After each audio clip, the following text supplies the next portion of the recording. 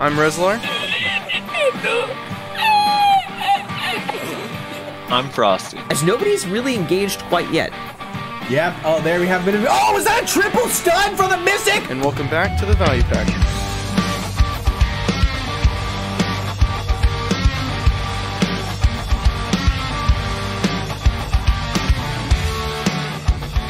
And welcome everyone to another episode of the Value Pack. Our guest today is the Striker turned Guardian. Also, he has been on the podcast before, but not actually, and we'll get into that in a second. CPCPCPCP.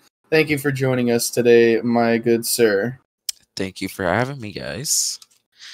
Appreciate it. Now, we had you on an episode like 2 months ago. And then Frosty decided, you know what, this footage is dog shit. This was probably the worst guest we've ever had. And he just fucking like deleted almost all of it. It was actually pretty incredible. So we apologize for wasting your time like that, but we have you back on now. So we're glad to have you back officially. Again, thanks for having me. I'm sort of excited to get my opinion of Striker's state out there.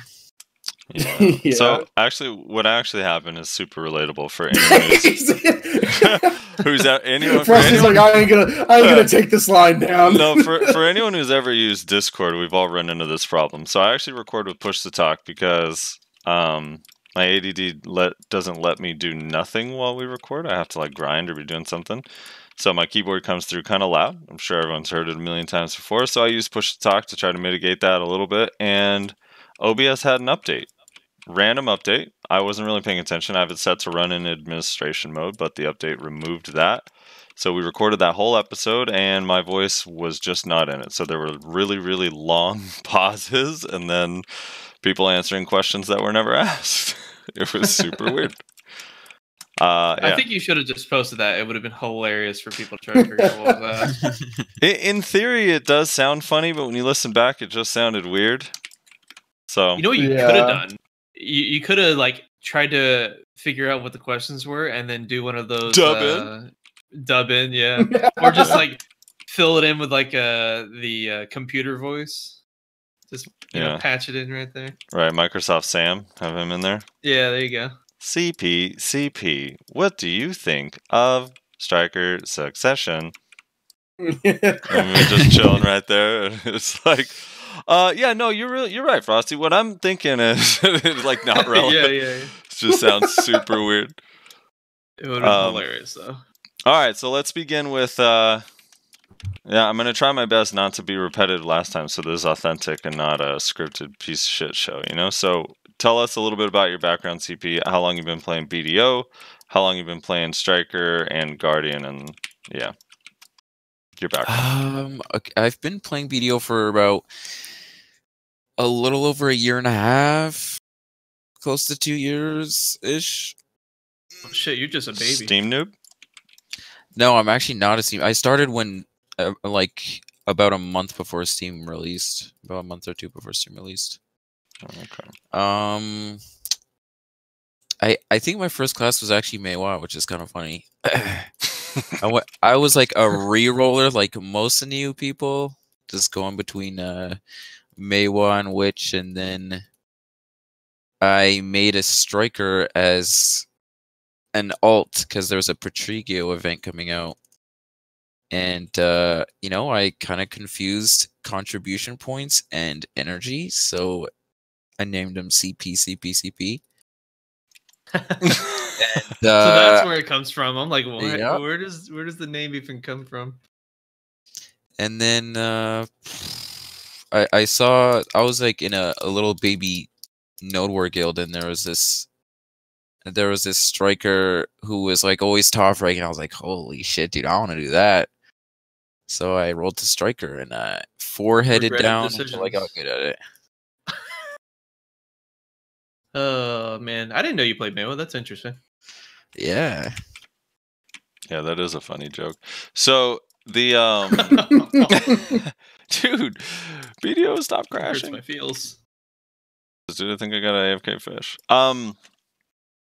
When you You played, you main striker before the CC changes. Had you already rolled a striker by that point? I was in the middle of like learning it when CC changes came out. Right. Okay. So I never really got to experience like all the broken shit striker had. Right. So what what were your thoughts when the CC changes first came to striker? Was striker fucked then, or when did striker start going downhill? Well, initially it was really fucked because with the CC changes, like with most classes, they took away too many protections. So striker didn't have protection on their flow for Skull Crusher, which if you watch a striker Skull Crush, it's almost instant. So you were getting CC'd like all the time, and you didn't have protection on your bombs. I don't think it was just horrible. Like I wasn't really PvPing that much when that happened, and then they gave some of the protections back to a lot of the classes, and then started going from there. I think striker started going downhill just with the gear progression of the game. Like its damage falls off pretty hard compared to most classes. Yeah, I've heard that the scaling's been pretty rough for like witch wizards, strikers specifically. Right. And then so kind of what's I guess like because now you've rerolled, you're officially rerolled. So what is sort of your overall thoughts on striker non-succession, like striker awakening? Where are its strengths, where are its weaknesses, and how fun is it to PvE on, and how efficient is it? All right, so its strengths are definitely in like 1v1 and 1vx, especially if I were to compare them to Guardian. I think that's what I miss most about striker. It has the kit to beat like any class in the game if you can use it right. So its 1v1 is definitely up there. I mean, naturally, the average player versus the average player, a striker probably falls like in the middle of the pack, but its kit allows it to do a lot of pretty cool things. The same goes for like 1vxing. Yeah, if you know your way around striker, you can pull some nasty moves. Its PvE, well, its PvE is pretty terrible. For awakening at least. Its succession PvE is good at specific spots because it doesn't have protections on its damage, and its damage is all combo based. So you have to do like a stretched out combo, all of it's unprotected, so there's like a really high chance you're getting CC'd. You don't combo with you don't do the sick mass destruction rage hammer combo, dude, to kill everybody? Oh, dude, that combo is nasty. That combo's nasty, dude. That's what I'm saying. So in large scale, it kind of gets fucked in that regard. Yes, in large scale, basically, like even for Mystic 2, Guardian it just does what Striker and Mystic do, but better. Like they're supposed to be frontline, disruptive classes, stuff like that. You cannot do that on Striker Mystic anymore, especially with the 10k HP buff. Their damage is already low compared to most classes at like the siege level gear, and then when you add on the 10k or the 5k HP, they're just useless. They're actually just useless. So that's interesting because I want to remember that point about the Guardian, that you feel like Guardian can actually do that. But I'm kind of curious, did you try out Striker Succession on live, and what are your feelings on Striker Succession? I gave Striker Succession a bit of a go, and they hadn't implemented the buff where you're not slowing yourself while using your skills, basically, because every time you would get a discharge off your skills, it would slow the next skill. Like the chain into the next skill was incredibly slowed, which is I don't even know how that got out of like testing or whatever, but so that was just complete cancer. They changed that recently, but I mean it still doesn't really fix its main problem of having no CCs and no protection. Right. Yeah, so I don't know, man. One of the things like we've harped on this on the podcast a lot is like with Striker Mystic, it's like they don't have a role anymore because it's not even just really the damage. It's like when you're in the ball, you just die so fast. Might be a little bit different in Siege with the 5,000 HP, but like in Node Wars and stuff, it's just like I don't know. Even with super high DP, I tested Mystic out a week ago, and it was so awful, dude. If there was like 3 people around, I just got deleted instantly, even with 346 DP. Yeah, the classes are SA based with no dependent block, so you're just gonna get melted anytime you're trying to trade in a large scale fight. So you officially decided, fuck Striker. You're moving on to a real class.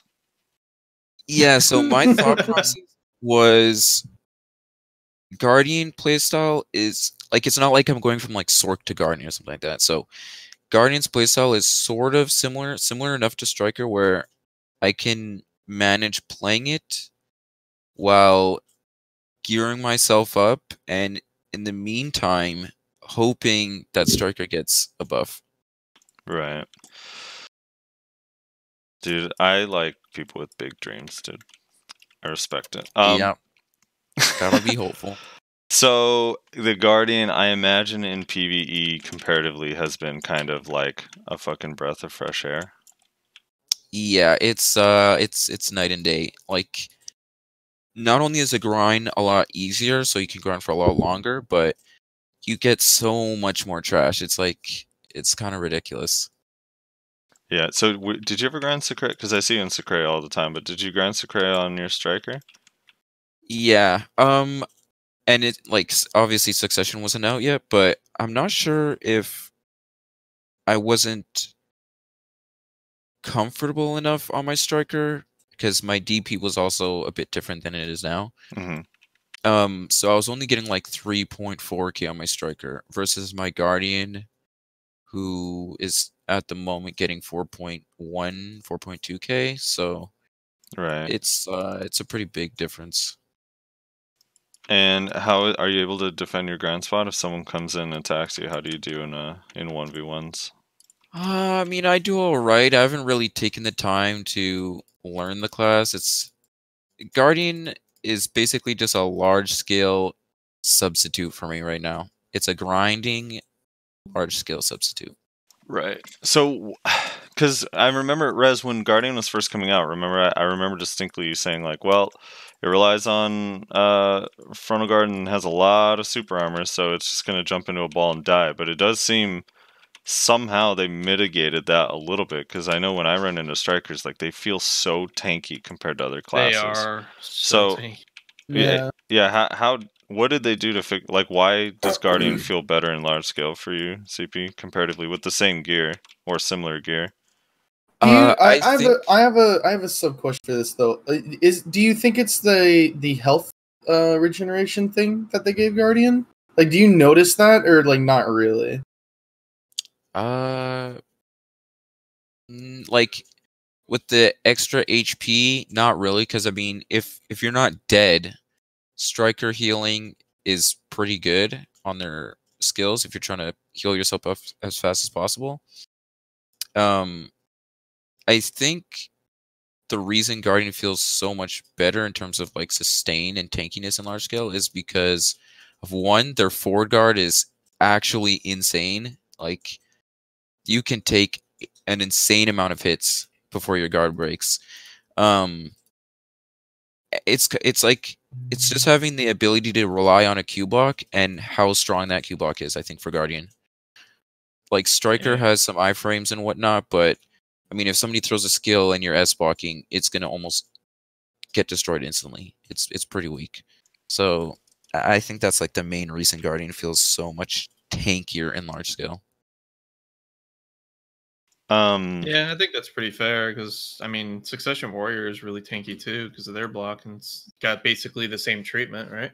Well, is there something to the stat? Because like some of it is super armor, and I feel like even in SA, you guys still seem kind of tanky. Like it seems like it feels like it's a little bit more than just the block, but I don't know. I'm not exactly sure. What's your DP on your Guardian? I'm 337. Yeah, 337. Okay. I think if I were to compare my Guardian's tankiness to my Striker's tankiness, if they're both CC'd, I'm pretty sure my Striker would actually take less damage just because my gear is built for evasion and Guardian doesn't have evasion passives unless you put like an evasion add-on on one of your skills. Right. Versus Striker's like base evasion stats. I see. And you primarily play Guardian Awakening. What are your thoughts on Guardian Succession? I haven't tried out Guardian Succession. I know it's not that great for PvE, and they nerfed its like a massive DP buff skill, so I kind of don't really see a point in playing it. I don't see why anybody would really play it right now. It doesn't seem that great. I can tell you the animations are way cooler. Yeah. They do look pretty cool. The purple lightning looks so sick. Some that you guys tapped on earlier, the block being so strong and whatnot. Check Rolvi came in and was saying it's also something that helps out as the iframes. You can kind of linger them a little bit, which helps you regen your ridiculous block as it is, right? Yeah. So which iframes linger specifically? Because it's not the Phoenix thing anymore, right? Like that one's super armor when you land? Or how does that? Or is that one an iframe when you're on the ground? I actually think it's still iframe. I just don't think you can linger it as long as you used to be able to. I think. I haven't like tested it or anything. So what are some of the iframe lingers then? You obviously have like your evasion move. Mass destruction, right? Shift. You have your little fake mass destruction. Yeah, it's iframe on the initial dash and then SA throughout the rest of the animation. Mm-hmm. So yeah, it's basically like it doesn't take long for the guard to charge up. So if you use any of the iframes, anything that gives you a break from taking hits into your forward guard, and because of how strong the forward guard is, you're gonna have enough of it back to start just blocking all the damage again without really worrying about it breaking. All right. Is Guardian fun? Because that shit seems so slow. Like, there's a part of it that just does not seem fun to me. I like have the hardest time getting excited about that class because of how slow it is. Yeah, it looks really sluggish. Like when I compare it to Striker, the level of fun is like massive. Just because the most fun PvP for me is 1vxing, and Guardian cannot do that at all. But it's a hit I'm gonna take just because Striker is not in the best spot. So just waiting on those buffs. So, what are your thoughts on the overall balance of Guardian? Because I know, like, there's you got some Meiwas and other classes without a grab that struggle against that class. When I was fighting a really geared Guardian on my lawn was kind of a nightmare. I know Nayashe's been struggling against Guardians a little bit. What are your thoughts on the overall balance? Guardians that know what they're doing, at least, yeah. Yeah, if a Guardian's playing to stay protected and like just out trade you, if you don't have a grab or a ridiculous amount of AP, you're just not gonna kill them. So it's busted. Yeah. Against non-grab classes, good luck. If they have gear, good luck. Yeah. What is your so I know you said you haven't spent too much time like 1v1ing on it yet, but so far, what is your worst matchup and what is your best? I'd say anything with like multiple grabs or just like really fast. So Kuno, Ninja, obviously Awakened Lawn because that shit's nuts. Mystic can be kind of annoying, but I haven't fought too many of them on my Guardian, so I can't really say. But yeah, those are probably the most. Those are probably the hardest matchups. Just anything with really high mobility and like a grab. So Ninja Kuno, Awakened Lawn. I can't even imagine being a Guardian and getting slowed by Paralyze or Retard Bro, Hendo. you almost feel like you're stunned because of how slow you are. It's actually kind of funny.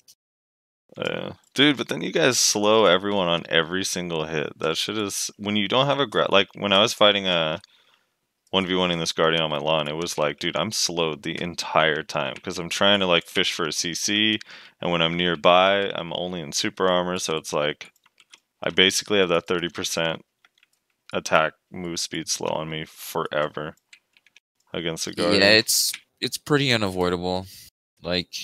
You're almost, no matter what class you are, even if you're Sork, you're almost bound to get hit by the debuff, just because they have so many hits on all their skills. Which grab do you take, and why?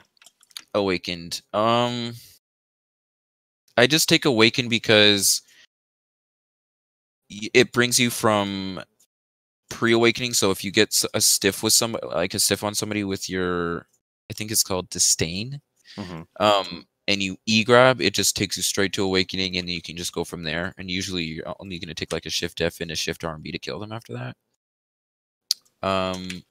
Its range is okay, and it's obviously pretty slow compared to most grabs.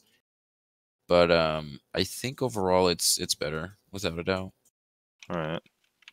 Yeah, it does seem like it has kind of a bit of range, but it's like narrow. It's not like the lawn where you kind of have to aim it right at them.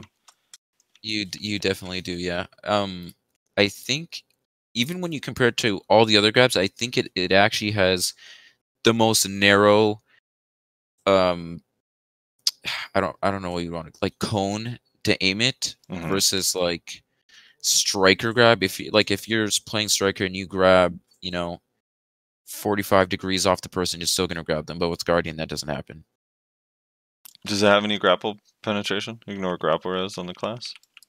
I'm not sure, but from what I've seen, no, I don't think it does. Okay. I wouldn't be surprised if it did, though. But yeah, I haven't looked at that.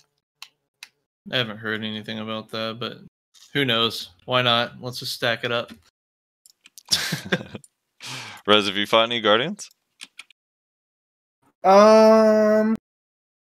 Not in like a straight up 1v1 scenario, no. Like I've ran into some in open world and I've ran into some in like no doors, but like I haven't like gone into BA1 and fought like more than like 5 times or a reasonable amount. Yeah. I see them a I've lot. fought a fair amount. Yeah, I see them a lot at big like GVGs or when there's a lot of people PvPing like Polyforce or Mansions or on Arsha. But yeah, I never see them in BA. Kind of curious. I almost feel like this is based on literally nothing, but I feel like Guardian Succession would probably be better. And I feel like Guardian Succession feels a little bit faster. Maybe I'm crazy, but it looks faster to me. I've heard it's better, but it's probably opinion based. Yeah, for 1v1. I don't know. It's every Guardian I've run into has been Awakening, so I don't really see many. Same. Succession. I think I ran into one Succession Guardian, but it was hard to tell. There was like literally 10 fucking Guardians in this GVG. So it was just fucking AoEs everywhere. Everyone getting slaughtered by Guardians. It was just insane. I don't know if I've ever fought a Succession Guardian. It's always been Awakened. Most of the time, my experience fighting Guardians has been in RBF, actually. Yeah. For me, I keep running into a Moo in Node Wars. Did he officially like reroll? Does he grind on Guardian too now and not Valk? Yeah, he does. Okay. Yeah, his Guardian's pretty scary too. We were fighting Sammy and I were on Arsha at Starsend, and we were fighting this guardian. I can't remember his name now, but we were fighting this guardian, and I had 380 DP. Dude, I did no damage to him. Like, even when he was CC'd, it took so long to kill him. That's a geared motherfucker. Dude, Jeez. 380 is so much. I was like, what's your DP? He's like, 380. I'm like, oh. Well, fuck, dude. I guess Arsha Starsend is all yours. Yeah, because eventually, like, I feel like on Kuno, it's not bad. Like, you can make a mistake if you're trying to get a CC with like Flash Slash or whatever, you'll end up getting grabbed. But if I just wait for a grab, it feels like not a bad matchup. How's that Meiwa matchup, Nayashe? Against a good guardian that knows what they're doing. Mm-hmm. Feels impossible, because we can't really do much to their block, and they have wide AoE, so if they know how to use mouse movement to like any sort of degree, they could just turn and swipe left or right, basically, and then just fucking shred us that way. It's kind of insane. And even if I'm like doing all sorts of tricks to try to weave around an opponent, if they're actually just remotely smart enough to figure it out, they could just turn and swipe. They get me with slows and whatnot. I can't maneuver as much, and I'm taking a lot of chip damage. Now, mind you, this is from the perspective of having low DP, so I can't really comment on how Meiwas are doing from a higher DP perspective, but probably not much better, to be perfectly honest. I fought low-geared Guardians with similar gear, and it's just like I'm on such a back foot in that fight. And it's not even really the grab. The grab isn't the problem. The grab is actually easy to punish for the most part. It's just the wide AoEs. And if I try to dive in and they're kind of like, you know, semi-aware of it, they just shift Q and they literally obliterate my HP pool as well as my block. I can't trade them at all. It's just insane, the damage output with the type of defense they have. Right. It just doesn't make sense for it to be such a tanky class with so much wide AoE damage. So it's just outside the meta right now, in my opinion. Do you think CP, if they just gave Striker that same block, that would fix it in large scale, or is it more than that? Not that they would ever do that, or that they should do that, but let's just pretend. Please, God, no. Hypothetical scenario that Striker had a Q block. Striker had a Q block with SA that was like a really strong block. Would that help? I think that would be ridiculously strong. But at the Most same abilities time, are SA though. Striker that's true for Guardian too. Like, if you count Skull Crusher, it's got 1 SA damage. If you count Rampaging Predator, it's a forward guard. And maybe your Bomb Punch. That's about the limit of your damaging skills in large scale. I mean, maybe Rage Hammer, but it kind of depends on your AP. Versus Guardian, where a lot of your skills have massive AoE. They all do a pretty significant amount of damage, and they all have really low cooldowns. So I think that's a really big factor when you compare both of them in large scale. Right. I don't know, Guardian, for whatever reason, it looks so cool visually, but I legit think it's been the least interesting class since, I don't know. Tell it to all the rerollers that are just rerolling just to win. There's a lot of people playing it, and part of it, I do think, is just the PvE is so chill. Like, that is like the lowest APM PvE, or the PvE, the lowest APM PvE of all time. You also got to keep in mind it does come down to personal taste, right?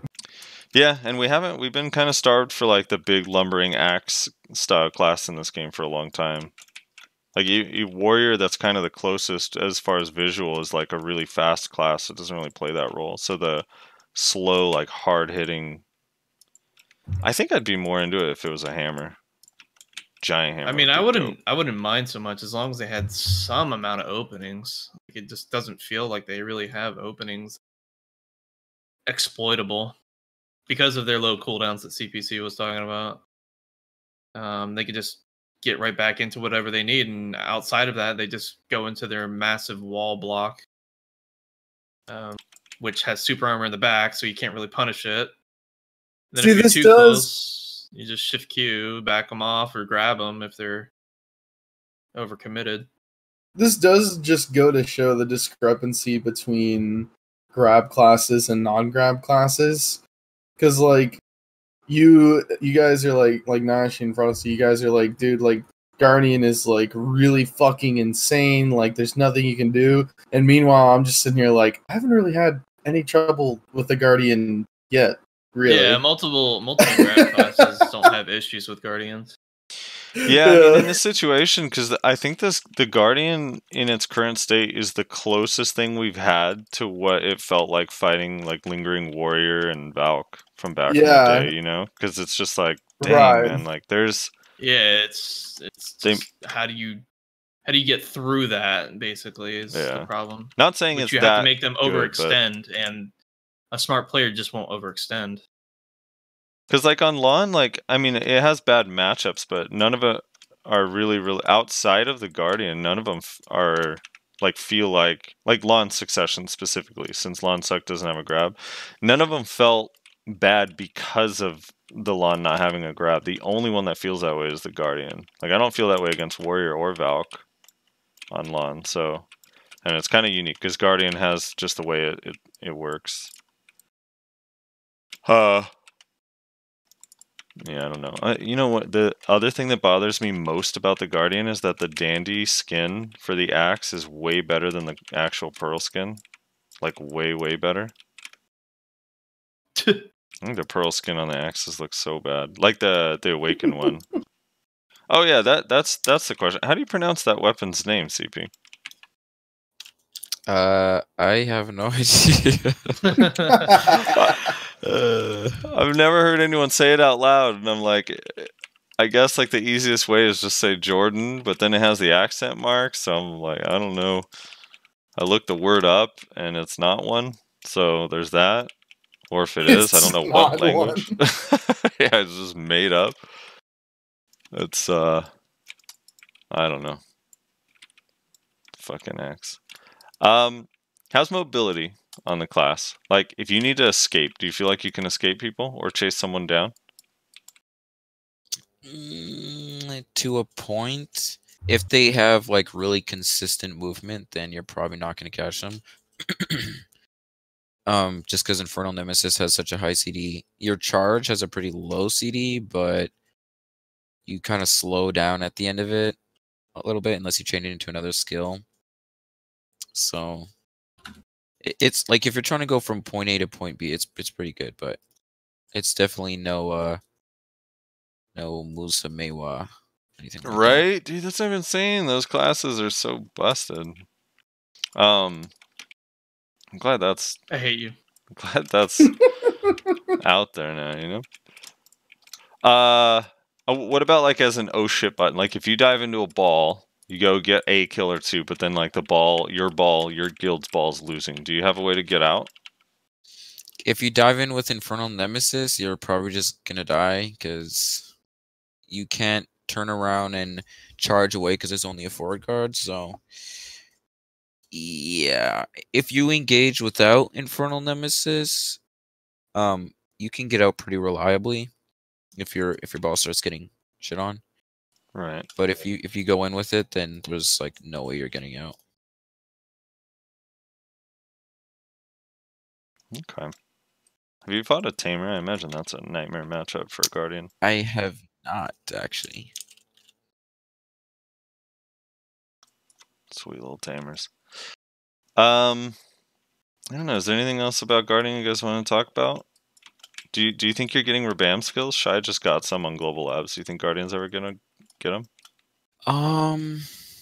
In the future, yeah. Probably not, like right around the corner or anything. I do know that they're getting their BSR skills soon. TM. Oh, the 10, 25, and 50 ones? Yep. Oh, shit. They didn't even have those That should be yet. interesting. Oh, God. Oh, what that's people something we have- need to talk about too. The horse knockdowns with 10, 25, and 50. Is that what that is? Yeah, we get to Okay. knock down those fucking T9 Dude. abusers. Those doomers, dude. But, Fucking doomers. but only if you're not in succession. Yeah, basically. If you're in That's one thing that kind of bothers me is Succession still doesn't have 10, 25, 50. I actually don't care if they actually do any real damage or anything in general. I just want to be able to use it to knock down T9 horses. Yeah, we just like, need on to the Yeah, way. same. Yeah. We Just need give me a way some to knock them utility down. versus T9. Yeah, I agree. That would be because I don't really care to get them. I kind of like that it's a differentiation thing between Awaken and Suck, but yeah, I just want to be able to knock is down a that horse. the case, or just that they just finished releasing all the Successions and they plan on making that adjustment here soon, where they actually incorporate them? Yeah, You know? I mean, I guess it's possible. Who knows? Who really knows? I mean, if it is though, I'm saying I don't really care if we get them or not. I just want a way to be able to knock down a horse. Maybe they can make it on Suck if your E-buff's up. Like designated skills will knock a horse down. I don't know. It's so tedious, dude. Like Doom horses feel so strong when you can't knock them down. Yeah. Mhm. Yeah, they're actually pretty crazy, especially before the HP change. You would just get one skilled by a Zerker on a Doom horse. Yeah. How's horse combat on the Guardian? Well, Oh, my God. horse isn't the best, so haven't tried it. I haven't really seen anybody running around using Guardian skills on a horse, so I'm not too sure. So way back in the day, like this is old days, dude, when people feared CPCP's striker. You went through the BSL, and in that one tournament, you had the King of the Hill, where you basically ran through an entire team. Is that something that you'll be able to do on your Guardian? Definitely not. No, you don't think even with like if you practice like hardcore and like learn the ins and outs and the matchups and everything, you don't think you'd be able to find a way to I make feel that like happen? in a 2v2, 3v3, they might be able to. Like Yeah, supporting in AoE. a scenario where they have people to rely on, 'cause that's basically what Guardian is. You have to rely pretty heavily on the people around you. It's like for large scale. Mhm. For Striker, that's not the case. That's why Striker 1VX is so good. Right. But yeah, I don't think Guardian would be capable of doing what my Striker did. I see. That's too bad, dude. Dude, I still sorry. I have to do my now that since I mentioned AOA, I have to do my weekly precisions. Please put precision crystals back on trial characters. God damn it! Yeah, I know, for real. It's I don't so really know why they did that. bad, dude. It's so bad. It's just like completely unfun to play on trial characters now. Every combo gets resisted. It's so bad. And it's like exponentially horrible compared to like the old days. Because there was a time way back in the day where not everyone used precisions. You kind of would choose, like when Addis crystals came out, some people did it for the AP or the crit or whatever. But because they made the way resist work is like it's just one attempt and it either works or doesn't work based on your resist, and it's not like per hit. It's just like in a combo you're just screwed, man. I don't know. Getting a reflow is a nightmare. Yeah, please fix that. It really is. Please make that better. And then May 1 nerfs if possible. Oh god. Yeah, Whatever. much needed, honestly. The fuck Just the whole unlimited iframes and movement with no stamina What are you consumption. even on about? I'm just Thank saying. you for mistaking my class for Sork, sir. Dude, some Sorks are so delirious, man. It's crazy. It was funny. Like whenever I talk about, we always like go through these hypothetical things where it's like, all right, if they did nerf Sork, what would be like an ideal nerf? And I still think, and I don't know if it's just Sorks have a hard time picturing this scenario, but if you just imagine Nightcrow with a 1 second cooldown, right? And during that 1 second, it still moves you the exact same way. It still feels the exact same way. Your skills still cancel. Everything works exact same. It's just during that 1 second, it's super armor instead of iframe. And then when it's off the 1 second, it's an iframe again. Like just that alone, I think would help so much with like getting debuffs on Sorks and stuff when they're 1vx, Yeah. right? And at least like Well, I mean- slowly they start taking some damage. And then Yeah, it's the chip damage. Like for example, people complain about Mewa having a super armor chase, but they just don't know what it is like. They have no idea. We just get debuffed to hell and back, and then we just get chip damage all fucking long. right, and it would good. go a It's long just ways. balanced It would is go a the long problem. ways into mitigating Sork's ability to maneuver around literally fucking entire guilds. And in my proposal, it's 1 second. Like the chase one is 3 seconds. So it's like 1 second is really short, you know, but I think it would help a lot. And then every time that conversation comes up, a Sork will say something like, well, all right, if you do that, you got to give us something else. Like, are you going to make Grim Reaper's Judgment protected all the way through the attack? And I'm like, wait, No. you don't... I'm like, look at the recent like ninja nerfs or Kuno nerfs. Like when You're the not in a nerfs, position to bargain. yeah, when the nerfs happen, you don't get something in return when you're busted. All right. Yeah. It's not how it works. Rolby in chat is saying, "Oh hell yeah, buff grab classes more." Okay. Hey, my thought has always been grab's cooldown are way too short. I think I've been saying that forever. Yeah, Grab classes classes are too, get upset. Every class they're gets too upset when you reliant mention on it. any of these nerfs, but 6 second cooldown on Guardian's grab. I mean, literally the animation is 6 seconds. They can just grab you over and over again. Like, what the hell? No, I'm with you, Rolvy, on that. Like, I think grabs cooldown are way too short, so it's not punishing. My whole thing on that is just like, if you make a grab cooldown longer, like 15 seconds, maybe even 20 seconds, where like, if they use the grab, yes, it's really, really strong. But if they miss the grab, now there's this window where you're like, this guy doesn't have a grab, now's my chance to be aggressive. This magical window. It's a magical window. And it still would require skill, because you'd have to recognize that they failed to grab. You'd have to keep track of it in your head, because, you know, people like to overcommit. And it's not like... I mean, if you made, like, every grab, like, longer cooldown to, like, 10 seconds, for a lot of grabs, that would almost double the cooldown. I think a lot Good. of grabs are, like, Good. 6 to 7. Yeah. I think that's fair. Yeah, and that's what I'm saying, is that it would give you a lot more time to figure out, like, how am I going to get this guy on the ground, basically. Right. And outside of Zerkers specifically, it's not like these grab classes are helpless when their grab is up. It's not like Mystic and Striker and Kuno and Ninja are not able to like handle themselves for 10 seconds without their grab. Yeah. So I don't know. But also, yeah, give Nightcrow super armor on cooldown. Yeah. Also, like, to like just quickly like say something to like Rolvy, like, I promise you, if they change your fucking iframe to being super armor when you use it on cooldown, you're not just gonna constantly get grappled. Like, yeah, it's not that's you. It is not easy to grapple Musas and Meiwas.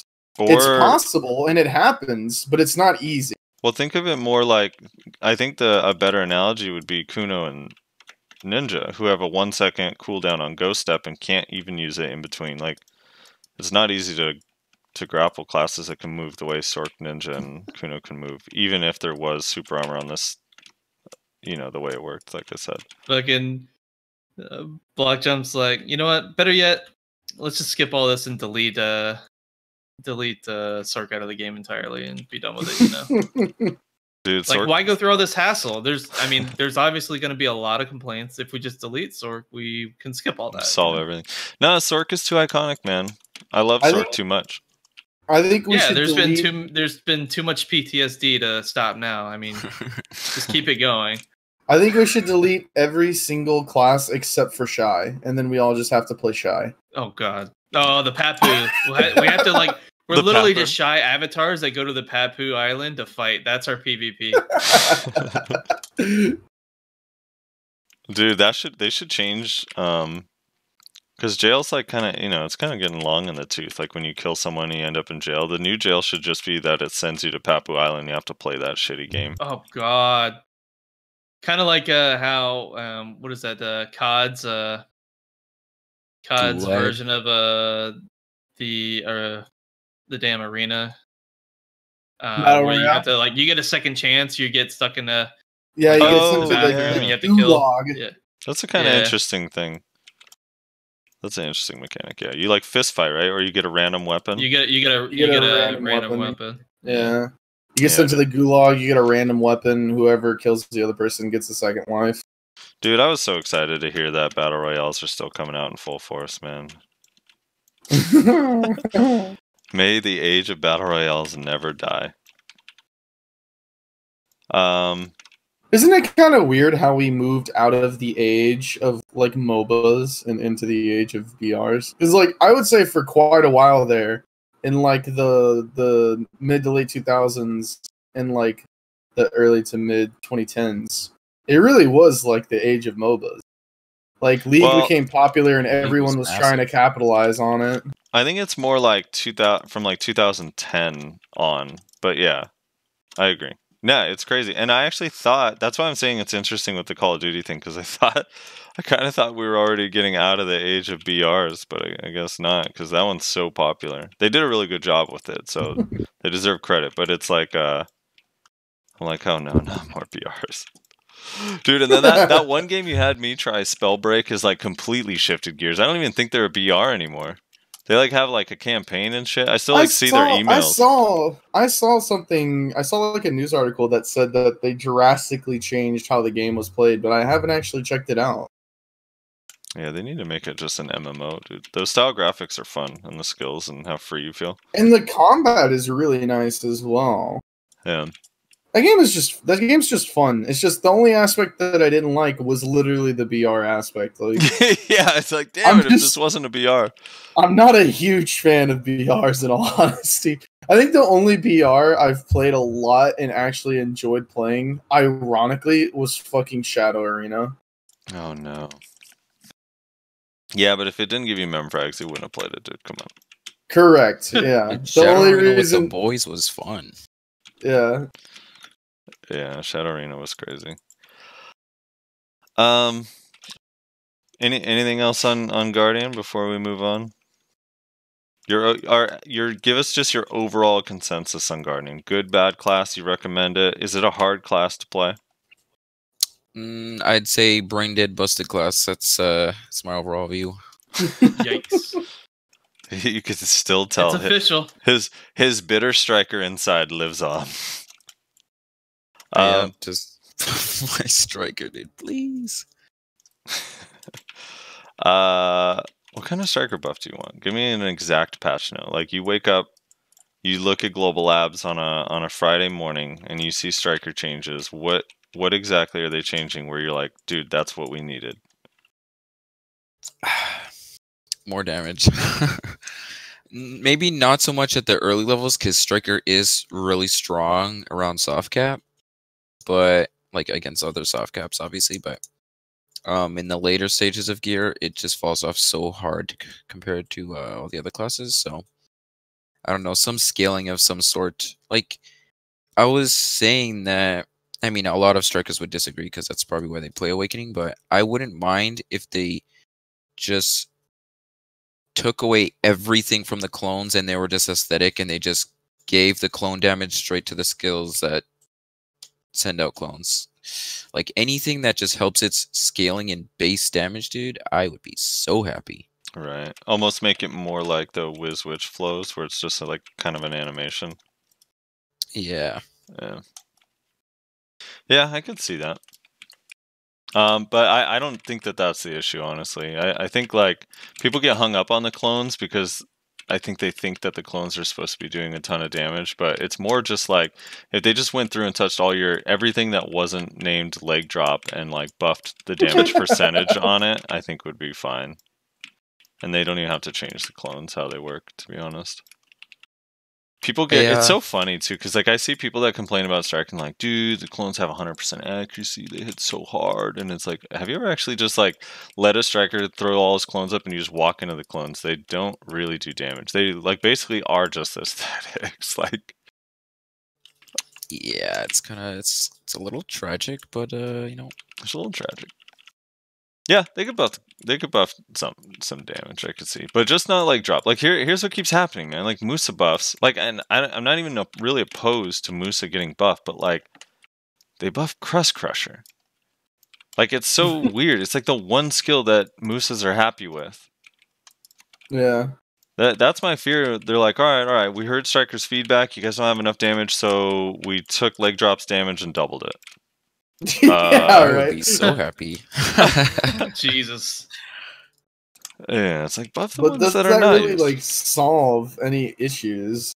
No, because then when your leg drops on cooldown, you're it's still gonna be upset. consistent damage that we're missing in Awakening.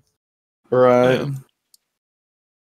Yeah, we'll see. Hopefully. I mean, the Striker got. Do you know what all the Striker buffs are in this patch? Because like, I swear to God, Google Translate is getting progressively worse. Like I have no idea. Yeah. Normally, It really is. Normally I can read through and be like, oh, okay, this is probably this. And like I was reading the Striker ones this time and I was like, dude, this is complete gibberish. This literally is saying nothing. I have no idea what this means. So it looked like they were adding more discharges to Succession, like on some of the other skills. I mean, I honestly just could not give a shit about Succession. I just do not care. But it has some Awakening changes too. Yeah, they made it like flow better, I guess you could say. But Striker's chaining skills, like people call the class clunky. But a lot of the strikers that have played the class for a long time don't really feel that clunkiness. So making it flow better and stuff like that just doesn't really make a change for me. Like it just doesn't matter. What about specifically the change flow river technologies, flow, change flow river technologies, technology 2 seconds? Is that the right amount of time? 2 seconds on the flow river technologies that flows with the flow river? Does that feel right to whatever that's supposed to mean. I think the most obvious change was a change to crosswind. Makes it flow a bit better, but I mean, again, most strikers rarely use it, and if you do, you're usually using it to kill somebody. So making it flow better just doesn't really do anything. Yeah, I think it's just the Google Translate team is at home because of the virus. I don't know. Probably. They can't work from home? No, they're letting the server load. Their automation machine just take care of it. The server load is too intense, man. The server load.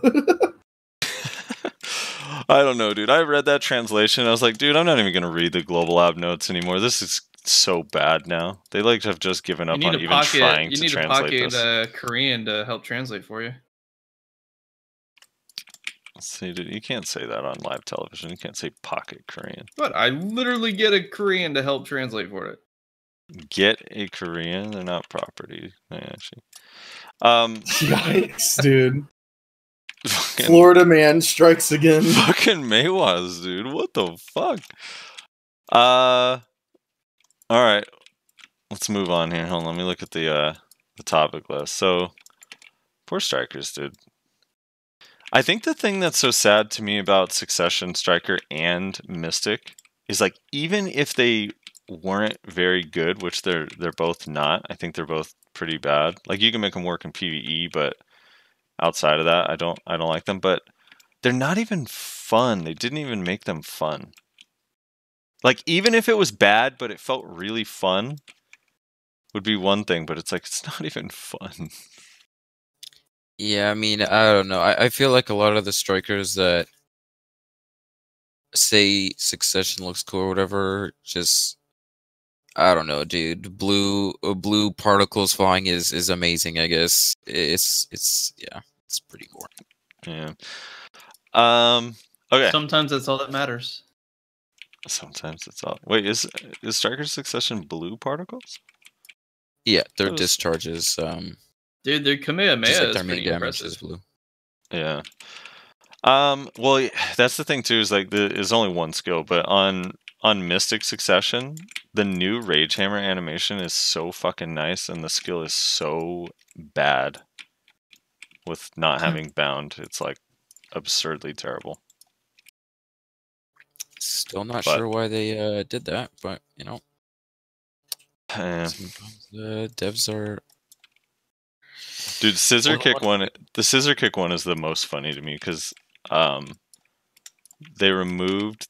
I believe they removed the CC. I can't remember. They either removed the CC from scissor kick on Mystic or the protection, but either way, and like maybe you could justify if it's like, dude, this skill nukes people now, but they gave it like barely any. It does like 15% more damage to a skill that already did 0 damage.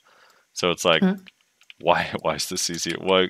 There's no reason to take that skill. You would just take the pre-awaken one. It's so dumb. Yeah, that's the same with Striker. A couple of their prime abilities you don't even take anymore because they had their CCs removed, and the damage difference is almost nothing. So Right. there's no point in using them. Yeah, Warrior does that for Ground Smash. Yeah. Ground Smash at least did damage, Yeah, though. But yeah. yeah. All right. Seasons.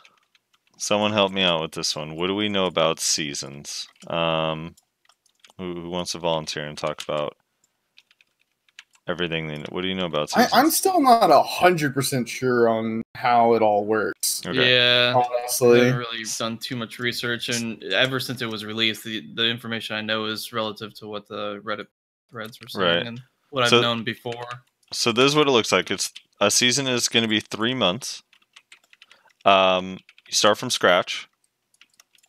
You level up. You get super high enhancement rates. When you transfer your shit over, you get the gear turns into boss gear that's not tradable. Apparently now, I don't know if it was ever supposed to be, but it's apparently not. There's no accessories, and it's weird. But gathering Wait, from so the accessories are the normal ones? no, I think there just aren't. I just think there's no accessory slots or some shit like that. So I don't know. It's kind of confusing because I've only read it. I've not really watched too much on it. But What the Fuck Blue was talking about it today on Reddit, and he said he seemed pretty positive about it. He said that let me get his exact quotes just so I don't misquote the guy. But he put up a Reddit post that's like a Q&A or whatever. He said, if you have any questions, ask me, and I'll spend the rest of the day like checking this thread and answering. Maybe we should just live ask him in the thread. Or just All right, hold on, let me see. I think I posted it. Okay. He said, so someone asked him I'll just read his overall opinion. So this is from BDO Blue, aka What the Fuck Blue. But someone asked, what's your overall opinion on seasons, perhaps mentioning both some of your important negatives and positives. So he says, I think it's a good thing for new players, others as a way to introduce them into BDO without just throwing them to the wolves like before. Olvia was nice, but 30 days really isn't enough for players to actually get a handle of what BDO is for a lot of players. It's a nice way to transition to live servers, and the Battle Pass missions are a good introduction to BDO as well. It has missions to kill between 100 and 1,000 mobs in various spots. It has missions to do main story quests, missions to kill bosses, and even missions to enhance gear. Introduces players to BDO without fully giving them everything for free. As for rerollers, it's a nice way to get gear and level the new class as well. I think for veterans, it just offers a different way to play BDO, which is always cool. It's another way to play that isn't inherently OP in any way, which means while it's another way to play, it's not something that any veteran has to do, considering 3 months for any reward is a long time, and within that time, veterans can make those items on live servers. And then he concludes with, I've enjoyed sort of playing it just as a chill thing to do outside of the regular BDO grind. Now that I'm not in a super try-hard Siege guild in KR, I can enjoy just chilling out from time to time and not really having to constantly push my gear since I'm chilling with old friends in KR doing T1 wars. So, yeah. I mean, seems fine. Yeah. So it has like high enhancement rates, quests. It looks like there's like this list of 40 quests that you can do, I believe once a day, and then once you've completed all of them, it unlocks other quests for rewards. I do believe you get a bunch of enhancement mats that roll over to live server, I believe. By the end of it, like you start getting enhancement mats. But yeah, I don't really know what happens with the gear or how the gear works, because at first it was like, oh, you just move over with try boss gear, or Tet boss it gear or was not very whatever. clear at all before. But now it sounds like it's not tradable or marketable, so I don't know if you could just vendor it or what, kind of like the event boss stuff. I think the suppress gear that we just got recently is probably like their first attempt or implementation of something similar, you know? Yeah. So, we'll see. Dude, BDO crashed again for the 4th time. Oh my god. So, I mean, I agree. I think it's a really good thing for newer players to get into the game, to really learn a lot about the game. Get gear that starts them off at a reasonable level. And it's not something that, existing players can really exploit in some fashion. So I think that's good. I think it's a little unfortunate that the newer players can't trade the items, though. But I guess that's kind of like their way to just say there's no potential for exploitation. Yeah. Because I was thinking, like, the only way for a newer player now that comes from Season 2 progress is they have to basically replace all their gear. Right. But if you just buy, you're going to do that anyways. But if you want to enhance, instead of buying, can't do that. So you have to buy a new piece and then start enhancing. So that's the only reason why I find it a little unfortunate for that regard. But I think overall it's probably a necessary evil. Yeah, if it gives you a ton of silver and mats and stuff, then it's not so bad. Yeah, it just depends on. I would like to see, if it comes out, I was telling you this, Nayashe, like, I would like to see them actually do like an ad campaign and push to get new players to actually play it, so that way 3 months after the server ends, like, there's just a massive influx of new players on our server. I think would be really I think cool. it would be a very good opportunity for them to do that. Like, when they announced BDO was free, we got a huge influx of players from the Steam and whatnot. And then when they announced that everyone's going to be staying home from work, it got even more crowded. Yeah, that's true too. I'm kind of just happy that the seasons isn't something that splits the player base. I think some other people were concerned that it might have done that. This would suggest that basically newer players wouldn't be a part of the live community until 3 months later. So I don't see that as splitting the player base. I think that's just giving them an opportunity to learn the game, have fun, and not get fucking rolled by us veteran players coming in to try to bully kids. Yeah, or take advantage of newer players, because that would more than likely happen. Yeah, as long as like the veterans can't, like, if they choose to do seasons, it's not giving them something that's more worthwhile to be doing the seasons than it is to be like trying to progress on the main game. Yeah. For new players, it's like probably needed, but yeah, I mean, trying to progress as a new player is very difficult. You don't know what to do to make money. You don't know the most efficient ways to do things. So being able to like easily enhance your gear and have, I'm assuming, systems in place that help teach you how to go about that. I know Blue didn't really mention too much about that, but I assume they do with like Black Spirit Quest and whatnot.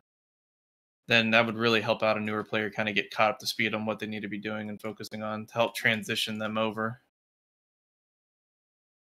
So I think it's really good. And I think this would arguably be an instance where we praise their implementation. Yeah, we'll see what happens. I actually am going to play on it when it comes out, or if it comes out. I have to say if, because you never know if we'll ever get any of this crap. But I mean, it'd be a fun way to play a new character, I think. Like, start a new character to try it out. I've always wanted to try Warrior.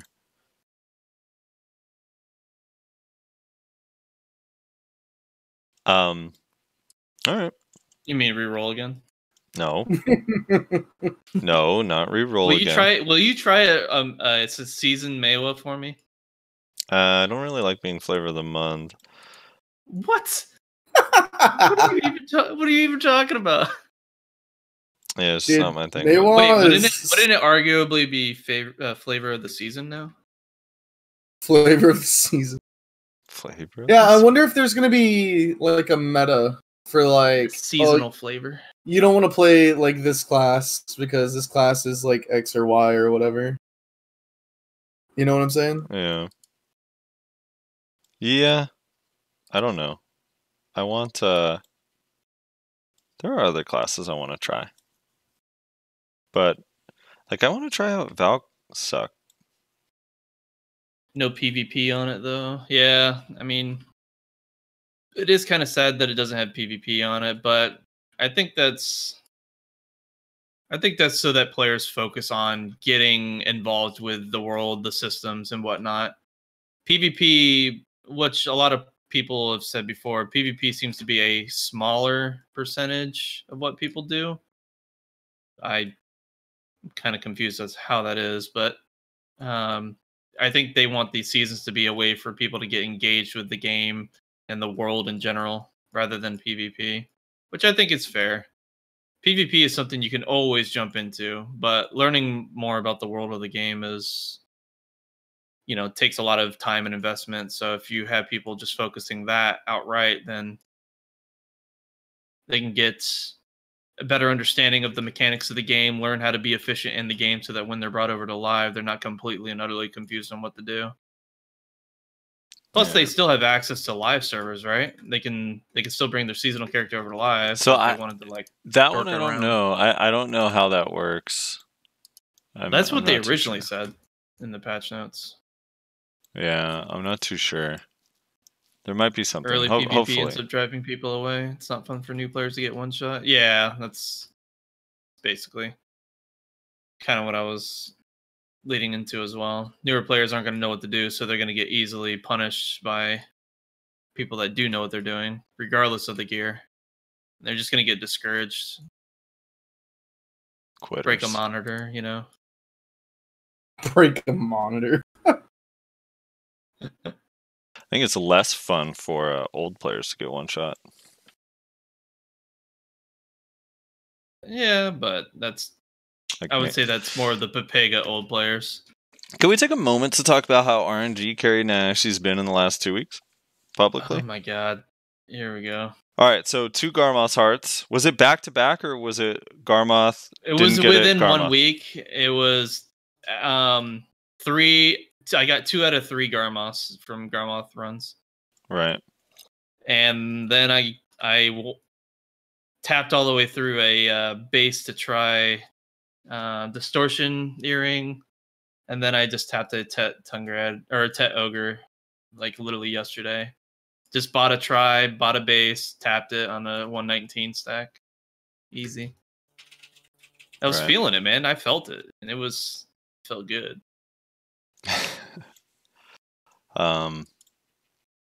Dude, you also got those Garmoth hearts at a time where they're like literally the highest value. Yeah. Yeah, and then I sold my actual Garmoth, inverted Garmoth that I was wearing. I took it out of my weapon and sold it to help boost the gains, because I figured the Garmoth is nice, but eventually the price will drop, but the gains will be so significant for me right now. And it was a good decision. I'm happy with my choice. It was worth the sell. I'm like 7 bill away from being able to put a pre-order on a pen dim tree now. 277 Kudum, it's pretty significant for me. I've never seen a massive jump in gains like that. When are you gonna start working on DP? That's what I'm doing now. Okay. Pen tree, I guess, will be the first one since I'm still going back and forth over evasion or the accuracy. Yeah. Silent Some people are Chad saying says, I can do something like what Yellow does and just do like a hybrid and wear Begs anyways. Just do Muskins, Heave, and Tree, and then. But Ninja also has a little bit better evasion bonuses too. Silent Chad says, can we talk about how carried CP is? He's gotten 5 Vels. Oh, No Jesus. way. CP, what? Look, the trade-off here is I'm at 37 pin fails, and Wait, it's wait, tilting wait, me right now, dude. Immediately deflects and goes into like some sort of justification. Yeah, Hold dude. on. That's just poor decision making on your part. If you get 5 Vels, you just keep buying your pen armors. I'm trying to get a tit distortion, dude. Oh. What are you talking about? I bought one, no problem. Easy clap. Yeah, I'm regretting not just saving my money, dude. Yeah. Feels bad. Dude, I'm on this Kaffir's grind. Dude, I'm actually almost done with my armor. Really? What do you mean done? Well, that like I'm 9? almost done until Dharma the Dead God. I have C9 Muskin, C9 Tree, C9 Lieber. I just need to get my heave to 17, and I'm done. 17? I thought 19 was the done point. No, I'm going to be done at 17, because I'm going to be 360 DP, which is a nice round number. That is a nice round number. It's a very, very beautiful number. Zerkers will still kill me in 2 skills, but that's alright. That's a thing, yeah. Dude, it is so weird. I don't even understand stats in this game. I'm supposed to, like, if I go by Reddit, I'm supposed to literally walk into a ball of people and everyone get mad that I can't die, but instead, my health bar drops to 0 instantly. Yeah. Dude, I was saying, like, it's so weird, though, the scenarios, because, like, anyone that's, like, 281 AP or 277, when I fight them, they're just like, dude, what the fuck? You are so tanky. And then, like, I fight someone with, like, that actually has some accuracy and is, like, 285 or 289. And, like, yeah, they still got to do a long combo, but they usually kill me and don't even really notice. Oh, they changed Callista. I feel like these days, I get people that are more surprised that they're able to kill me than ones that are surprised they can't. Yeah. They're like... I think a lot of that, though, is, like, everyone's hitting, like, 280s and 290 fucking gear score, you know? Like, or not gear score, AP. Yeah. Like, for me, I was stuck at 260s and 270 for the longest time. And then I just, like, literally ate right through the 280s, basically. With Nova, I'm 289. I'm almost 290. Right. So I just literally went right through the 280s and said, yeah, fuck this bracket. I want the next. Dude, I don't know what I'm supposed to do after, though. Like, what do I do? The thought of saving for accessories is literally just not going to happen. You get the pen accessories for evasion, basically. That's it. I don't want those, dude. I like being an AP monkey, dude. You get your fucking distortions and do things to get your AP up to 300 with that 360. That's the next goal. Yeah. Dude, 301 AP and 360 DP would be pretty juicy, huh? Yeah. I'd say. That's some monster gear right there. I don't see Can we that. talk about how CP has gotten 2 Gamos in the past week? Wait! What? Not true. That is false. All right. He's like, it's been 2 weeks. I was literally a gonna week say, and a half, not and not 1 week. Past Gosh, week, yeah. guys. Can we actually address that? This is more meta. This is like community based, not balance or anything like that. I want to have a discussion about enhancing in people's attitude towards like just being a victim. Like, I hear way too often, if someone fails anything, then I have to hear for 3 weeks about how unlucky they are and they've had this many attempts and blah blah blah blah blah blah blah blah. Like, dude, I don't know why, but I'm so in the spirit of that. Silent Chad's coming in was saying, let's also talk about how CP one-tapped this fucking dandy and Pen Red Nose. Is this real? Is this real life? Well, my Muskins were 51, so my 3-tap Libers, 3-tap Red Nose, 3-tap Nuver, and 1-tap Dandy are all a good trade-off. There's the justification. All right. Oh man. But it's Yikes. just, dude, I hear so much. It's like that someone will fail. I'm like, oh, you'll get it next time. I'm like, no, I won't. That was already 20 fails. Like, this is impossible. Why does everyone get so lucky? I'm like, dude, they don't. You just hear like the most about the people that get lucky because that's the shit that's super exciting to talk about. Like, everyone has been through hell at some point, except for Laserface, who gets RNG carried on everything he fucking does. And CP, apparently. And CP. Dude, Laserface... I think it's just strikers. Dude, Laserface is so... I'm going to go down the list. This dude fucking got... He got like 3 pens early on sub 110 stacks, like his weapons and Nuver and shit. Oh my god. And then his armors were pretty easy. He bought some of them. His accessories, he basically is like 60% success rate on TED accessories, which if you actually think about that, is insane. Like, for every accessory, it takes him at most 2 attempts, which is nuts. And then I think I'm at a 50%. That's... And then he hits a fucking a Pegasus on his 3rd attempt or his 4th attempt. He had 3 stacks, gets a Pegasus. Okay, and then just the other day, he's like, dude, I should probably get the weight on my ferry.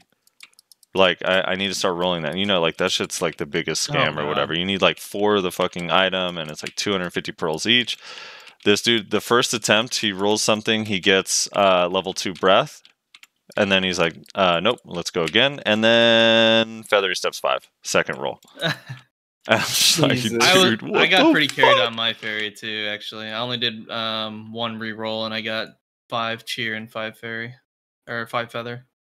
I got RNG carried on my cheer is the heal, right? The autopot? Yeah. Yeah, I got RNG carried on my cheer. The first cheer I got on my tier 4 ferry was the Mac. I was like, holy shit, what the fuck? Yeah, I also got tier 4 res too, so I was like, oh fuck, this ferry's done. I'm not touching it. I also want you guys to know, like, now that you're starting to build DP and CP, I don't even, what's your AP in DP, CP? Wait, that sounded 285, 289. What's your AP, DP, and CP? What's your AP, DP, CP? 285, 289, 338, 7? Yeah. Okay. So just be aware, like Nayashe, because now you're doing armor. Yeah. Rez, you're getting soon to the point where you're probably going to be doing armor, and CP's already there. Yes, you will one day, I believe. And I have no plans. So Rezlar's working on armor, and I think I'm gonna be 309, 309, 309. Hell yeah, dude. I like it, dude. I like it. He's like, but I got a Garmoth's heart. I'm untouchable. But just know that you're no longer going to be able to win anything you ever do because you made good decisions and practiced or played well or know your class or know their class or whatever. From now on, like, every fight with friends, with enemies, with random people at grind spots, if it's not my class, it's my gear. So I have been class carried. I just want everyone to be aware. When I duel in grind spots, now I've been class carried on Mystic, I've been class carried on Kuno, I've been class carried on Ninja, I've been class carried on Sork, I've been class carried on Lon, and I've been class carried on Tamer, and I've been class carried on Tamer, and I've been gear carried, and I've been RNG carried. Can we actually look at the particular times and periods of when you reroll to these specific classes? Yes. So within the last month, I've been Kuno, Ninja, Mystic, and Lon. Yeah. All right. So the only one would be Mystic that I would say is like, all right, that was probably not the best choice, but come on. What? Oh, okay. All those classes. Oh my god, dude. The excuses. Dude, it's just sad. The Maywa's like, play a real class and then come talk to me. There's only one balanced class. But dude, it doesn't even matter. It doesn't matter because I'm also gear carried. Oh no, but also you're forgetting one of the most important things, Frosty. You're also ping carried because you live in California. I'm ping carried, that's dude, true. Like 5 feet away from the servers. I'm ping carried, I'm frame rate carried, class carried, RNG carried. Dude, I'm fucking the luckiest person you've ever met. Gestures, like, those sound like leech classes to me. Like, It just, It's alright. It's alright. If anybody has a little dice of RNG to give me, I'd like to get this pin right now. What are you going for? You gonna one tap it to add it to your collection of one tapped pins? Well, I'm at 37 attempts so far. I hope I get it before 50, and let's. All right. Are you tapping What's your stack? 111, I think. 111. Okay. All right. That's kind of explains the 50 attempts. That explains why things are taking you 50 attempts. Yeah. Nice juicy tet stack for your pens. Dildo Dragon says Corona carried soon. Dude, seriously. Well, now I am actually. It's like, well, I'm off work because of coronavirus, so I get to grind more. So I'm RNG carried. Corona carried. Corona carrier soon. Dude. My boss is trying to find a way to make me work during this time, even though we're supposed to be closed. He actually just texted me. He's like, seeing if there's any way we can get you out there during the closure. Yeah, one of my favorite memes that's been going on, the Corona memes have been hilarious. One of my favorite ones that's been going on is the Lord Farquaad meme, where it's like, some of you might die, but that's a sacrifice I'm willing to make. Yeah. Shit is so true. Yeah, dude. Fucking every boss that's why my job hasn't transitioned everyone over to remote yet. Another one that probably a lot of video players could relate to is the one where it's like, when you realize how you live everyday life is considered quarantine. Oh, God. Yeah. Dude, you know what's so fun? So, Rez, you know Azur and Rage. So, Rage works at GNC, and he's been pissed that he has to work. And GNC recently announced that they count as an essential business, so they'll be staying open during the whole thing, right? So he's like mad. He's like, dude, what are you talking? How is this an essential business? He's like super upset, right? But it's so funny. So yesterday he was like bored or whatever. He's at GNC. He's at work. He hops in Discord and he's muted, but he can hear us, right? He's just there like killing time at work because he has nothing to do. Right. And someone came in and was like, "So what's up? Azur? Is New York closed?" He's like, "Yeah, they shut down or whatever. So it's only only essential businesses like GNC hospitals can stay open. GNC hospitals, GameStop, the usuals." GameStop, yeah, dude, isn't GameStop in like deep shit because they're refusing to close or some shit? Yeah, they're trying to say they're essential, and I would argue they're wrong. But I mean, can we be real here? The only way people are going to survive quarantine this day and age is if they have some sort of distraction like games. They do need games. I agree. Like that's the weird catch-22 we're in, right? Because it's like, all right, I'm with GameStop and that people do need games. The problem is no one uses GameStop to get games anymore. So I don't know. Yeah, right. That's what I was. That would be the only counter argument. Yeah. Like, all right, GameStop, we get it.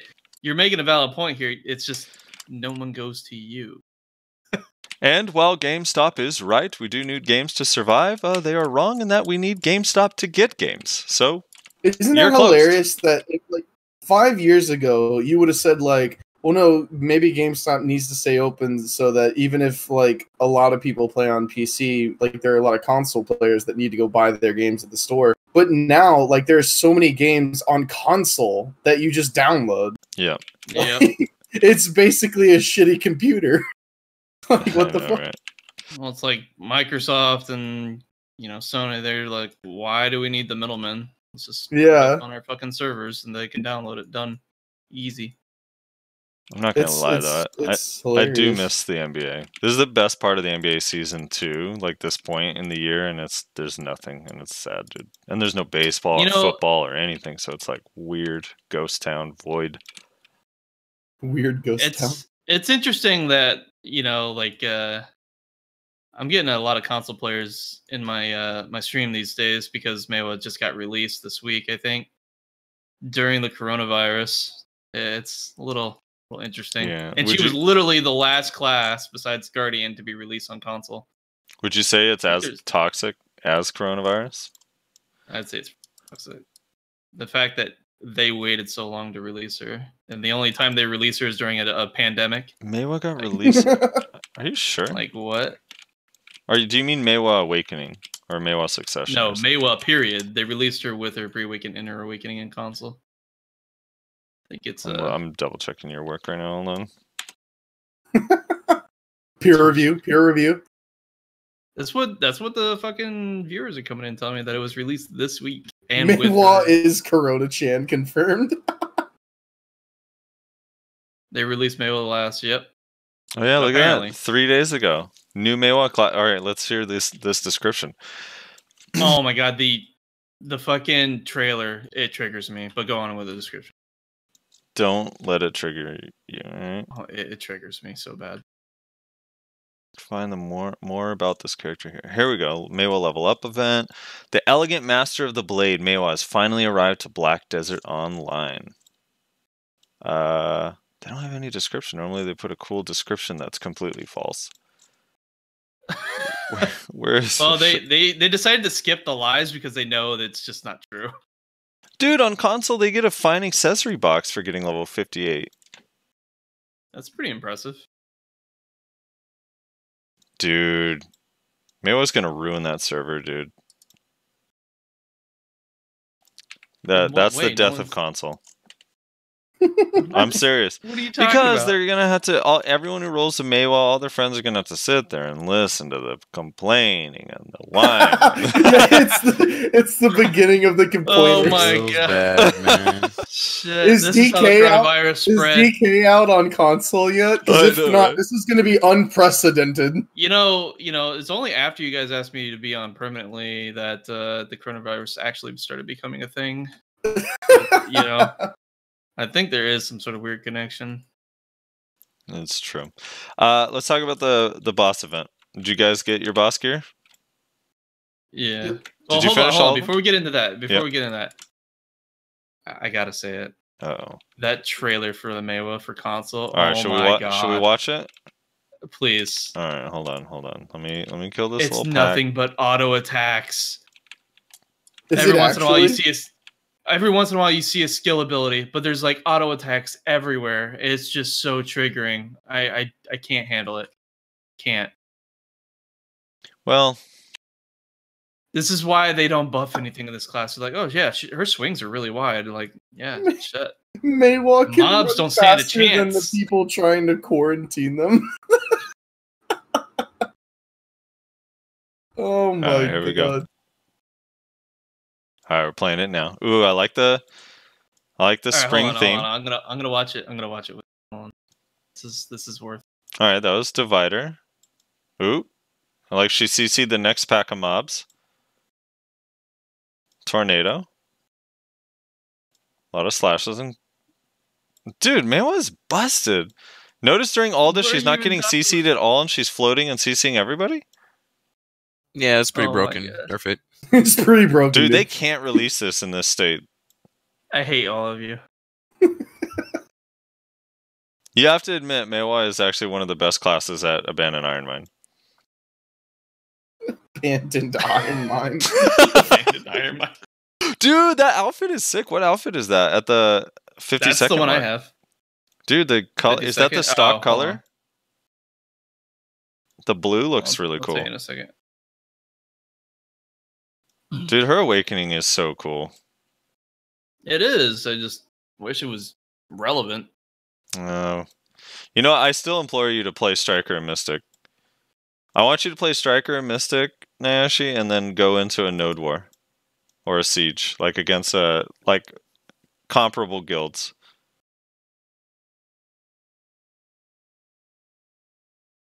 Like Corrupt and Hex against each other. Look at this. Fucking. Oh my god. It's auto attack. Hold on. I'll tell you when there's an actual ability. That was Moonrise, and then she stopped it to go into auto attack. Sticky Snowflake, auto attack. That clear speed. Then she did Stigma. broken. Then she did Right? Petal Bloom, Moonrise. Have you Petal noticed, Bloom. CP, that like I didn't see the Meiwa get CC'd one time in a full minute of just fucking blatant combat. Like she's just Auto going attack, all auto out. attack, Yeah, auto they're attack. like permanently SA with a billion CCs. Oh my god. Yep. You guys are so toxic. And unlimited movement. I don't even Oh, and see they her. end it, they I end don't it see with her. the Mayo 100%. I don't see her stamina bar in this trailer pop up a single time. Does anything cost stamina on that Oh class? my gosh. Does Oh my anything God. cost stamina, dude? Oh man, the amount of trigger. Dude, the trailer, if you go back and watch all the Awakening trailers, like, they do make the classes look so hype. The old trailers for, like, Ranger make me want to play Ranger Awakening. God, there's no words. It looks so bad.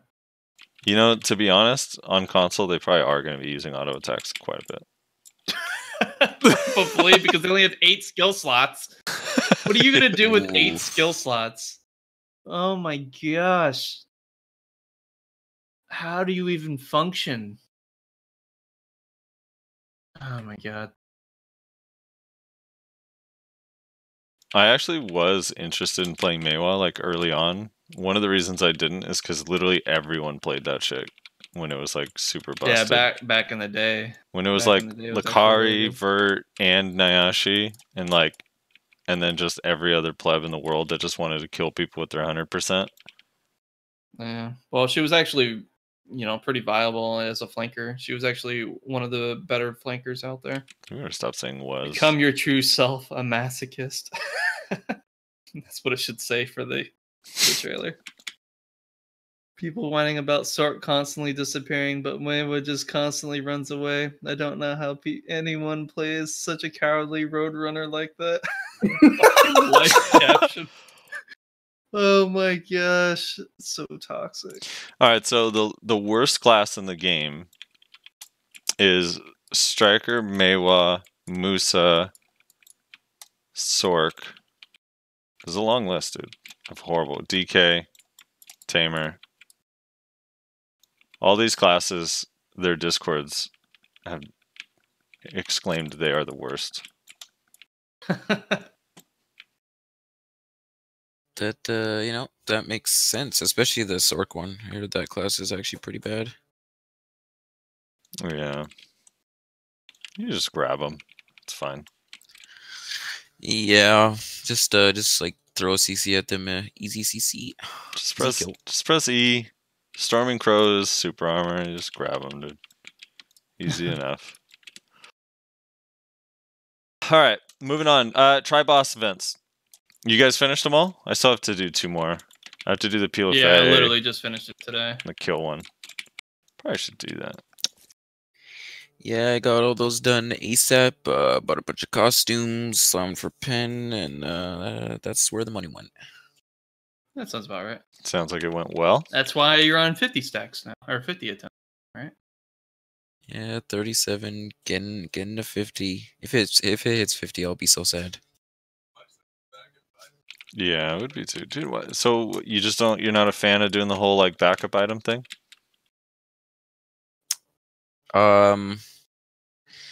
Well, the Libras, like, I was hoping to get decent RNG on them.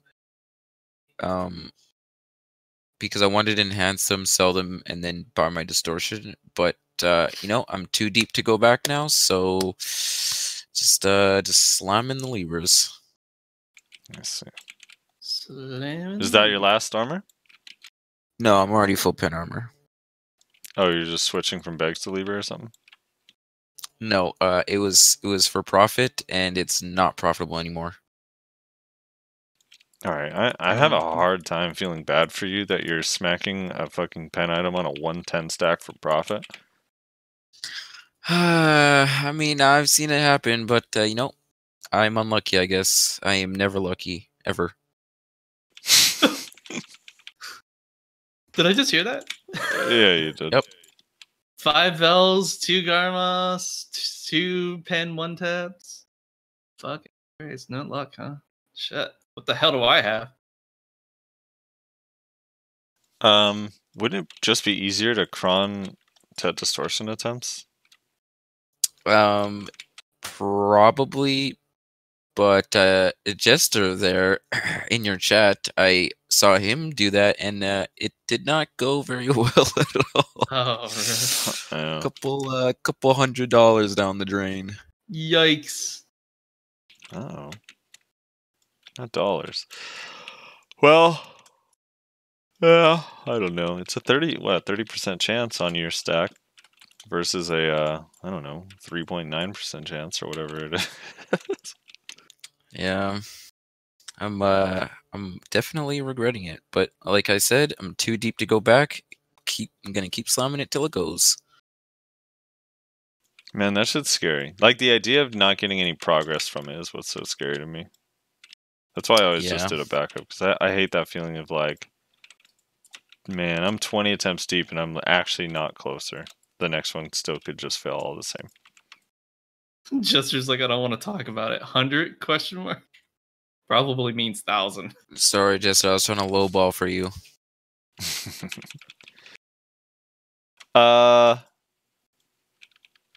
Did anyone I always knew Jester was a pay-to-win player.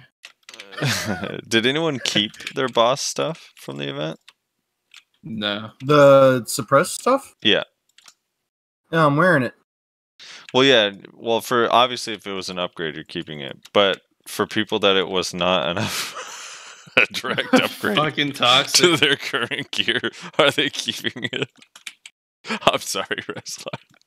I mean, you're factually correct. My armor, my actual armor, is currently sitting at Pry and Duo. So, oh man, it's not very epic. Well, remember that conversation we had last week on the podcast about people enhancing and making bad decisions and rouletting? That did not age well, huh? Oh, I don't roulette because I'm quitting the game. I rouletted because I was like, we're getting Tri-Armor. I want Pin Dandy. I need to get my stack up. What a better time. Like, what better time to do this? Plus, I'm burnt out. I'm burnt out on Node Wars, so it's not like I care about my DP. As long as I have AP to grind, that's all I give a fuck about. What's your stack at now? I think it's like 170 something. I want to get it up to 200, and then I'm going to start crawling the fuck out of my Dandy and just hitting it until it fucking goes. Right. I forget, do you have a backup Dandy? I do not, no. I guess that Try one, right? Well, I do have another Dandy, but it's not for Zerker, so... Okay.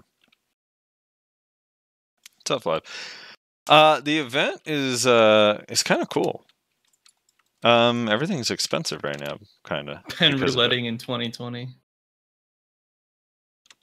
Yeah. That billion silver injected into the market instantly by a ton of players is interesting. It's always interesting how that affects the economy. Tungrad earrings actually are worth more than 55 million silver now. 55 million? Are you serious? They're like 80 or something. Or they were 80 to look.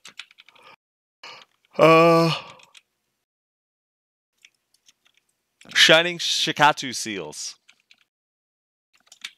You guys excited about these? It'll be interesting. I'm a little upset. Money, dude, I'm down. I'm a little upset only because just like 2 weeks ago I traded in for a Duo Ogre. And then I was like, oh fuck, dude, if I would have just waited 2 weeks, I could have gotten like quite a bit more money. No, wait, what? How? Because you can trade it in the same amount of seals for what is it, a fucking Duo Tungrad belt, I think it was, which sells for more, right?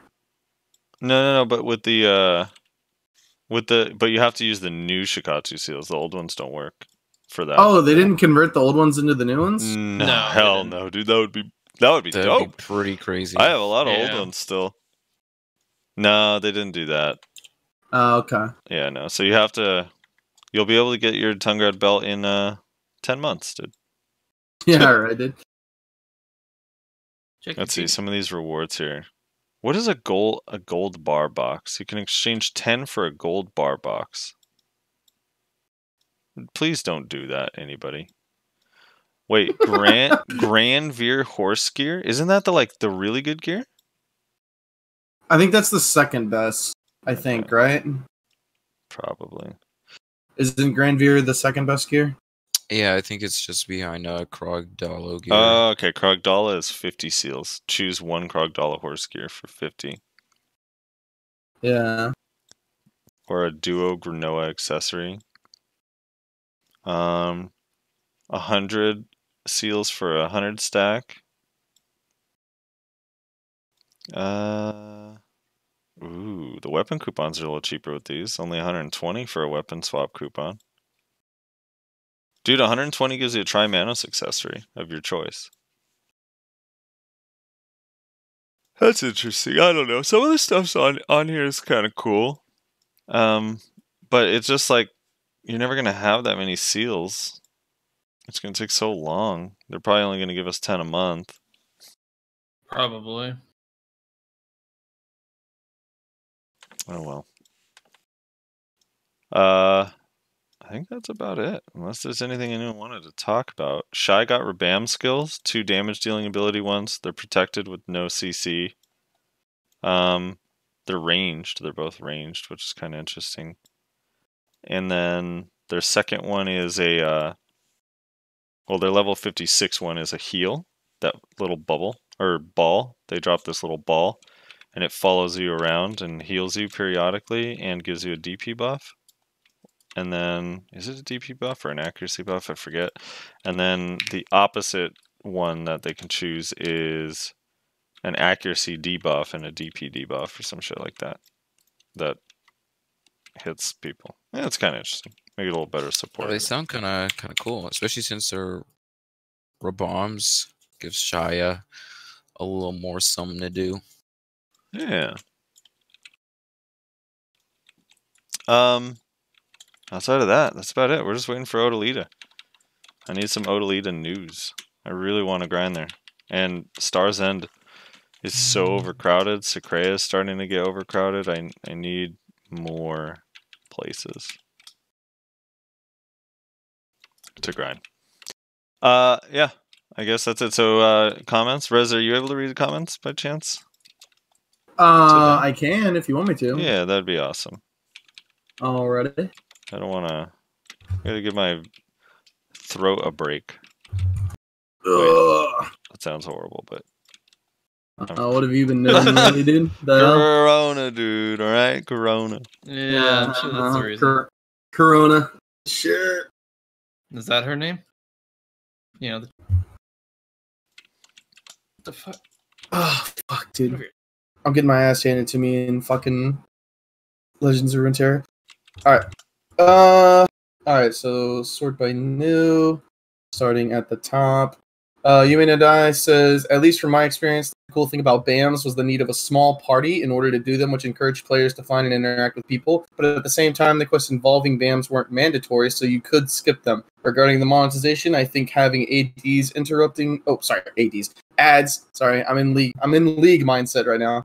Having ads interrupting the podcast would be a bad idea. Patreon with tiers or direct donations via PayPal would be best options. I think I've only seen one ad in the entire 54 episodes. That was when Rezlar added a Boku no Hero song when he was PvPing with Sphero. Oh, yeah, I did that, yeah. The ASMR transition from that episode is priceless. Yeah, alright. We'll look into setting up a Patreon. I still haven't heard back from iTunes, which is annoying, dude. It's been 2 weeks. Yeah. Or a Patreon-like thing. I don't know, some donation thing we'll set up. I forgot that I did that. I used Boku no Hero Academia soundtrack OST, and then because of that, that video got claimed, and then YouTube put an ad on it, not for us, but for them, the people who claimed it. Right. Good times. Good times. And Drezzy says Moosas should... Okay, Monka S. Moosas should suck a dick. Their class has been broken since 2018. They didn't need a buff. They need a nerf. Same as Ninja, Kuno, and Sork. Nerf, nerf, nerf.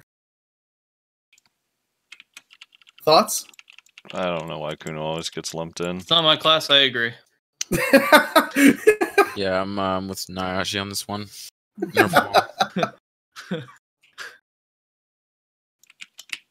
Dude, Moosas can suck a dick. Yeah, dude. That's how that comment opens, dude. Oh, okay. Bunny says, hey, just a random DK player giving my opinion on Wani DKs. I don't know, DK seems to be pretty good state at the moment, even when the slanted balance range nerf, which to be honest was kind of insane for a protect DC. Nonetheless, after we got Succession DK, I don't see why DK still complain. We have no mana issues now. You can fix your stamina issues with Max plus Hystria. Yeah, DK isn't the best class in terms of 1v1/large scale, but it's pretty decent. Grinding is pretty amazing. 261 Kudum at the moment, and I pull 5.8 to 5.9k in Hystria, 7 out in Exquisite Beast Villa. So I don't know, I think DKs just need to get better at the class instead of complaining Anyway, thank you for the podcast. You should listen to it before sleeping and re-listen to it when grinding. XD, keep it up, ooh-woo. You're fucking disgusting. Huh. Don't you ever ooh on this in this comment section again.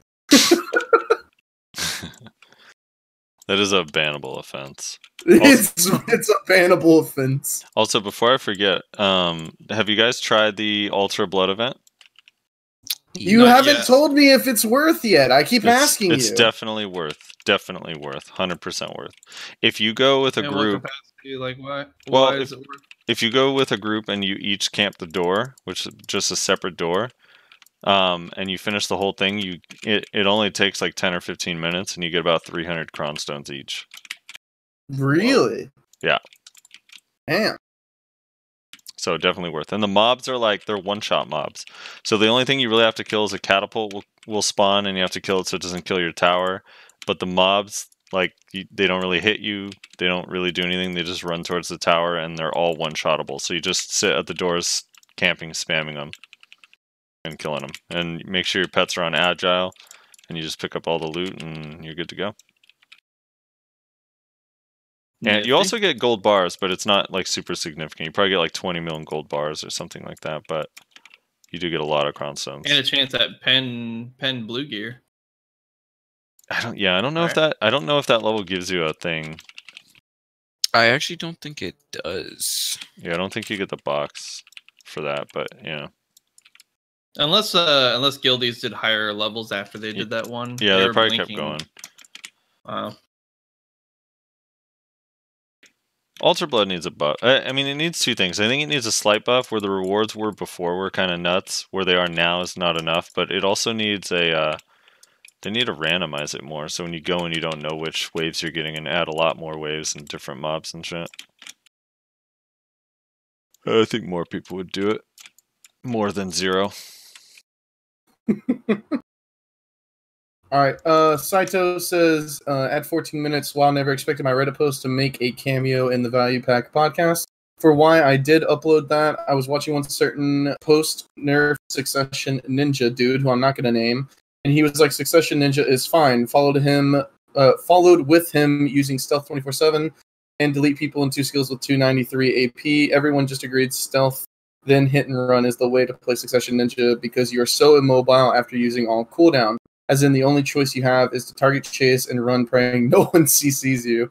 I've always hated the idea of abusing stealth because it's BM as fuck, right? So I was experimenting for a few hours, finding the right rotation movement abilities that you have, so that you have a sustained and ideally infinite with enough stamina movement chain. Long story short, I found a rotation that works and just wanted to brag about it while using it to mock all those Succession Ninja dead or stealth-only players. Sorry for the rant, love the podcast, listen to you guys a lot, not every episode though, but barely leave any comment. Yeah, there's a lot of lurkers.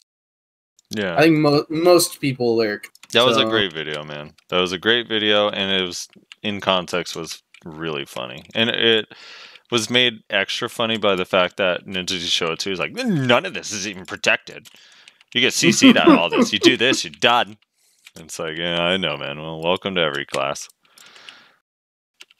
So yeah, it was a good video. Yeah, their movement's fine. I think their movement actually is completely fine. I think the difference right now, when like the difference between Awaken and Suck Ninja is basically if you're Succession, you do have to have DP because you're relying on super armor way more than frontal guard. But I think they're both completely viable in 1v1 large scale and all that shit, like just the same. I think both are good. They do absolutely need to buff Awakening Ninja's PvE though. It's sad.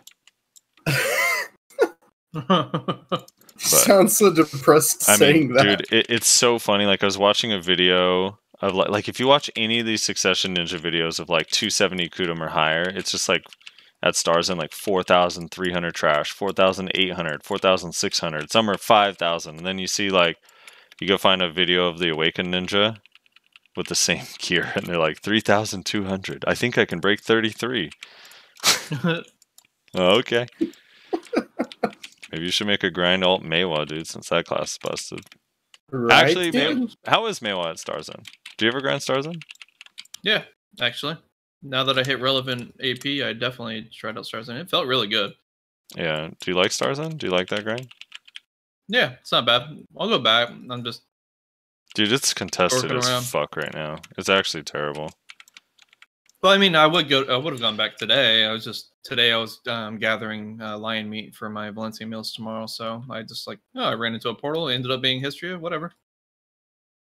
You know. So I haven't been to history in a long time. I mean, history is like butter. Yeah. With 277 AP Kudum. History is the new Fogans. History is the new Fogans confirmed. Basically. Tim says, disagree with Rezlar.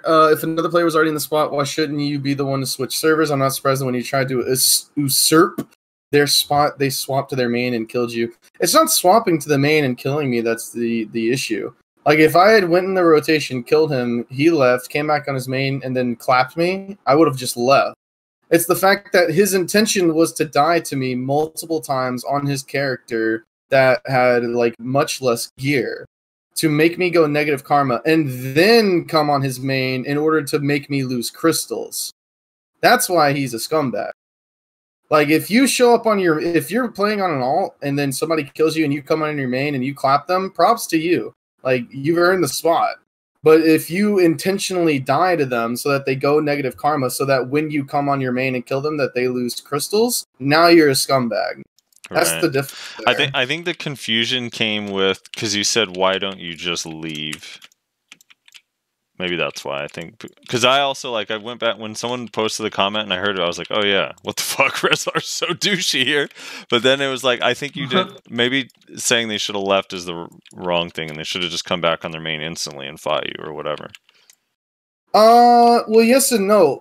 What was doubly annoying. So I probably should have just explained the entire situation. The reason I told him, like, why don't you just leave whenever you die, is because I did kill him 2 times before he killed me once on his main. Oh, even on his main? Yeah, that's embarrassing. So it was like, he karma bombed me on his alt, came on his main, I killed him twice. I'm like, dude, is this guy actually just going to keep fighting me until he fucking kills me? Because they were close fights.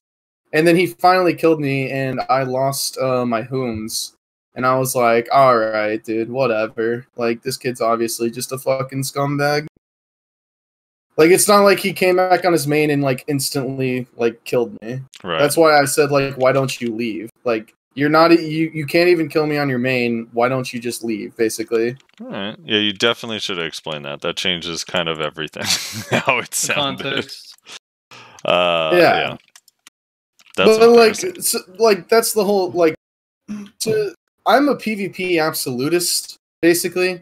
So to me, it doesn't matter who owns the spot.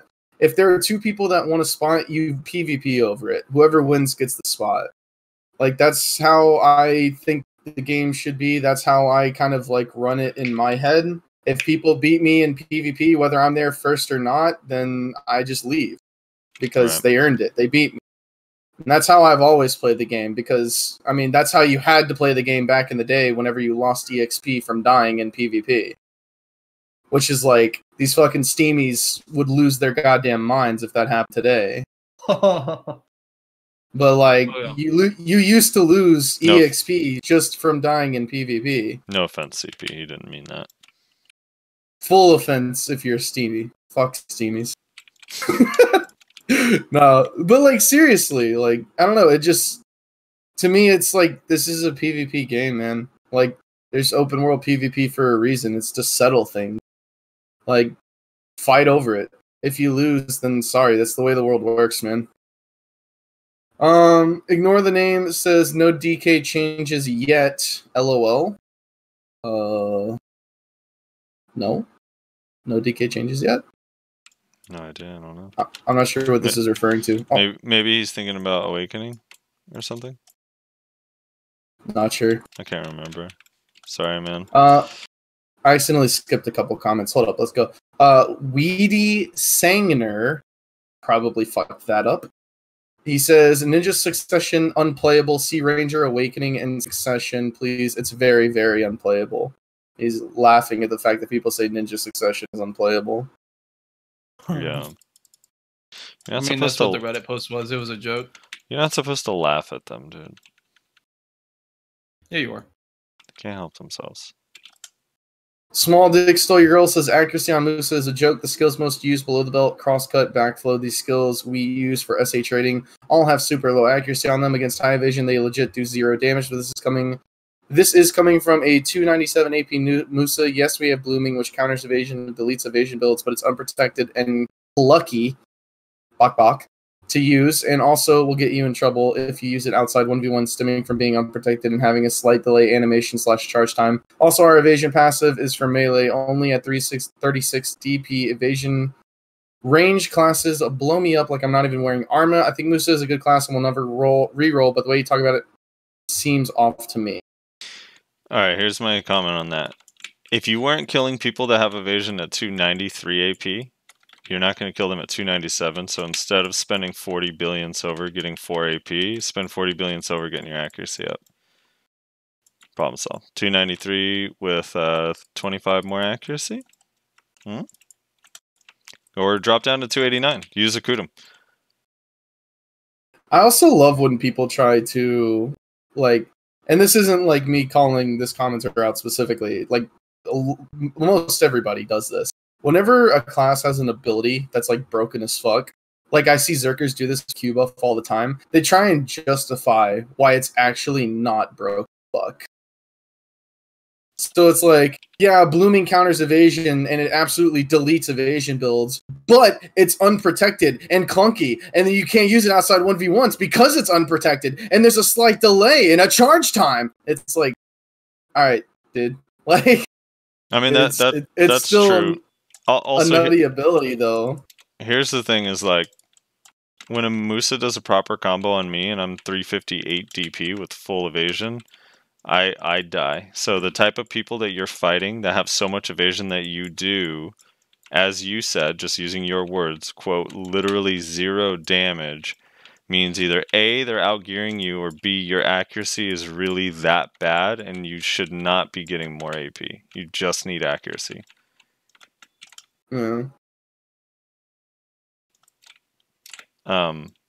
Yeah, and blooming, yeah, it's good in combos, but to be honest, most mooses I fight don't even use it against me, and they still kill me. But you know what I'm talking about, right? Like, yeah, no, it's the same way. Zerkers do that with Q buff all the time. They're like, yeah, Q buff is strong, but like we're unprotected for the whole thing. It's like, okay, that doesn't matter when you're shooting people from like 50 yards away. Well, the sort, and I hate to keep piling on Sorks here. I feel bad. I've been railing on Sorks forever, but Sorks do the same thing. We're like, well, none of our skills are protected. The whole thing's unprotected, so it's not safe. It's like, yeah, except that they're like, it's less than a frame to cast Shadow Eruption in between 2 iframes, which is basically protected. Yeah, right. Yeah. Yeah, it happens. Dude. Everyone's trying to. No one wants to get nerfed is the thing, and I don't blame them. You know. Right. Darius says at 12900. He was there first, but it's my rotation, so I killed him 10 times. But then I complained when he beats me once with a competitively geared character. Big yikes! Why is this mindset so common in the BDO community? Seems completely asinine. So first of all, the whole like he was there first, but it's my rotation. That was more of like a joke or like a meme. I was just kidding. And then also that second part isn't actually what happened. So yikes. What happened was he suicided into me 10 times, and then he came back on his main. I killed him another 1 or 2 times, and then he finally killed me and made me lose crystals. And the whole point of that whole thing that he was doing was intentionally to make me lose crystals. He wasn't just trying to like kill me or push me out of his spot. He was intentionally trying to make me lose crystals by abusing the system that is set up to protect newer players.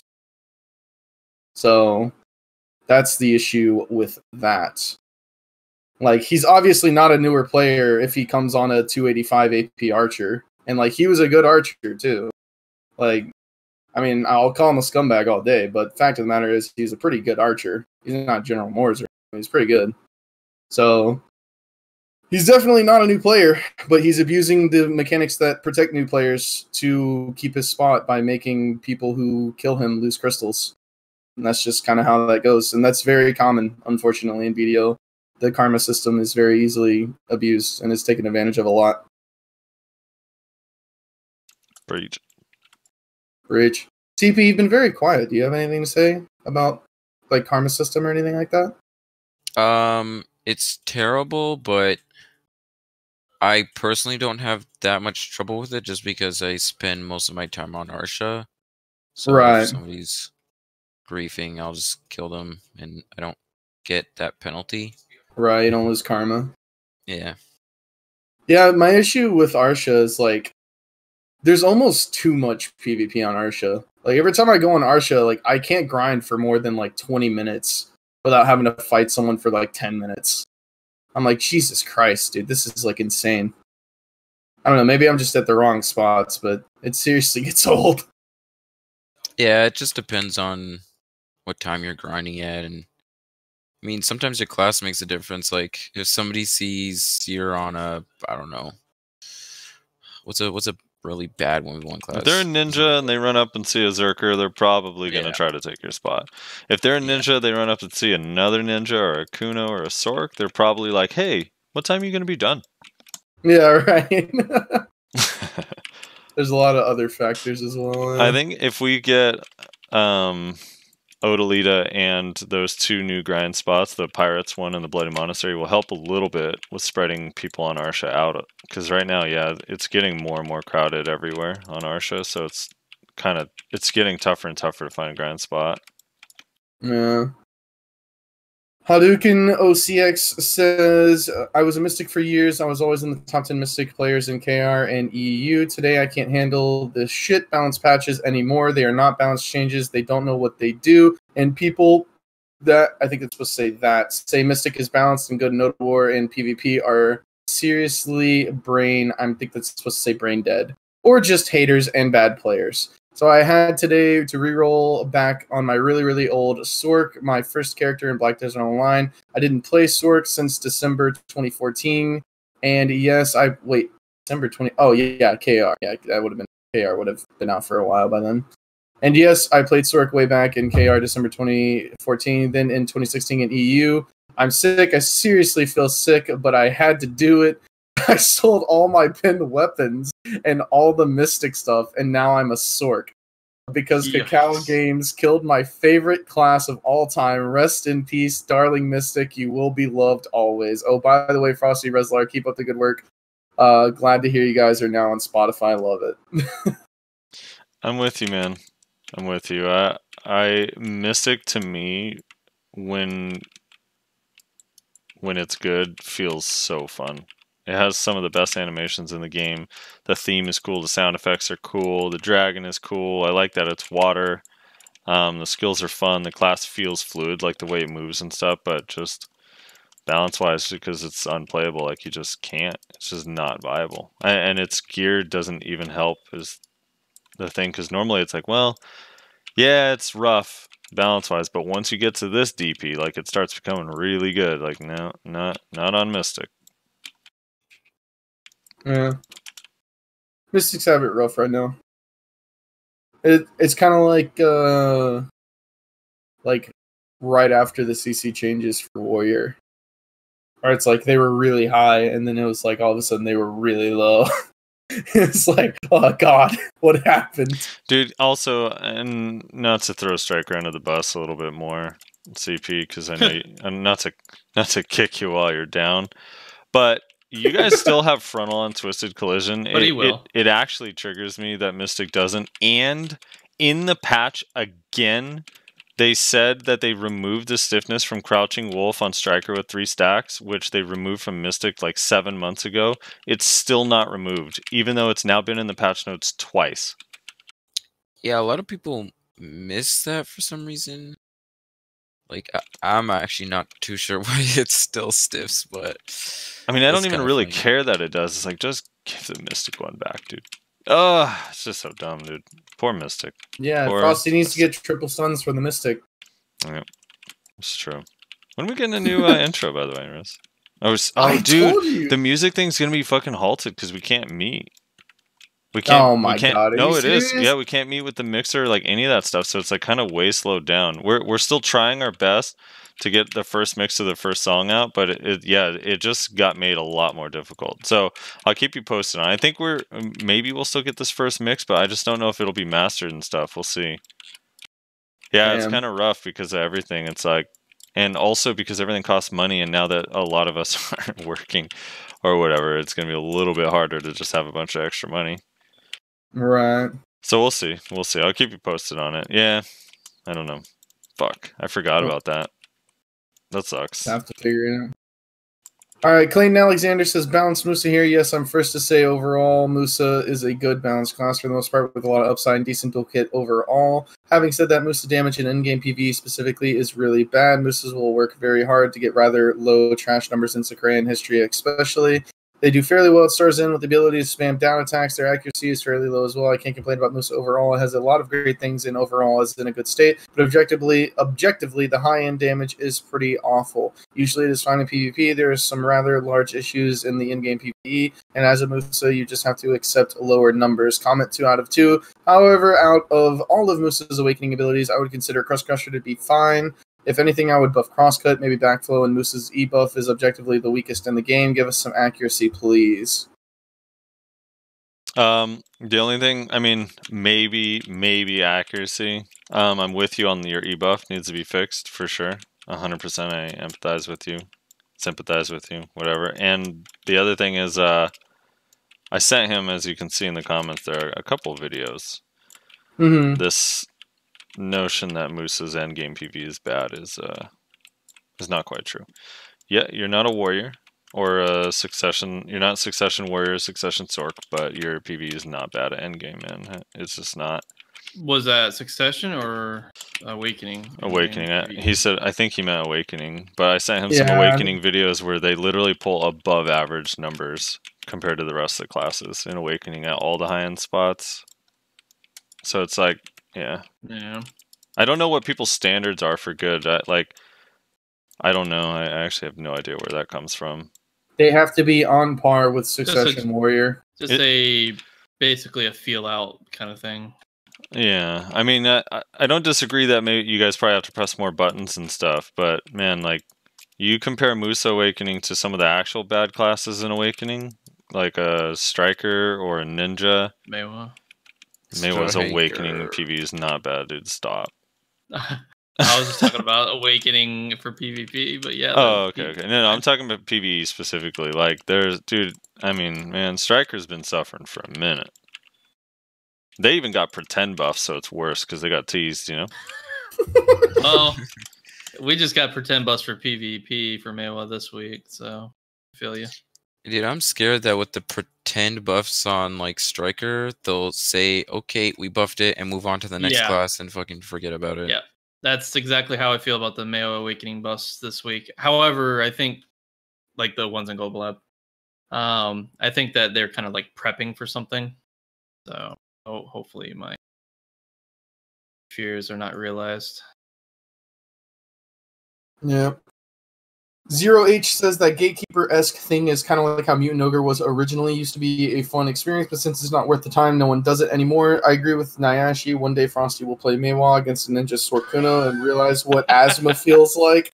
Yep. If you think Nayashe's Meiwa victim syndrome is existent at all, you should go look at Prim and the rest of the Meiwa forums. LOL.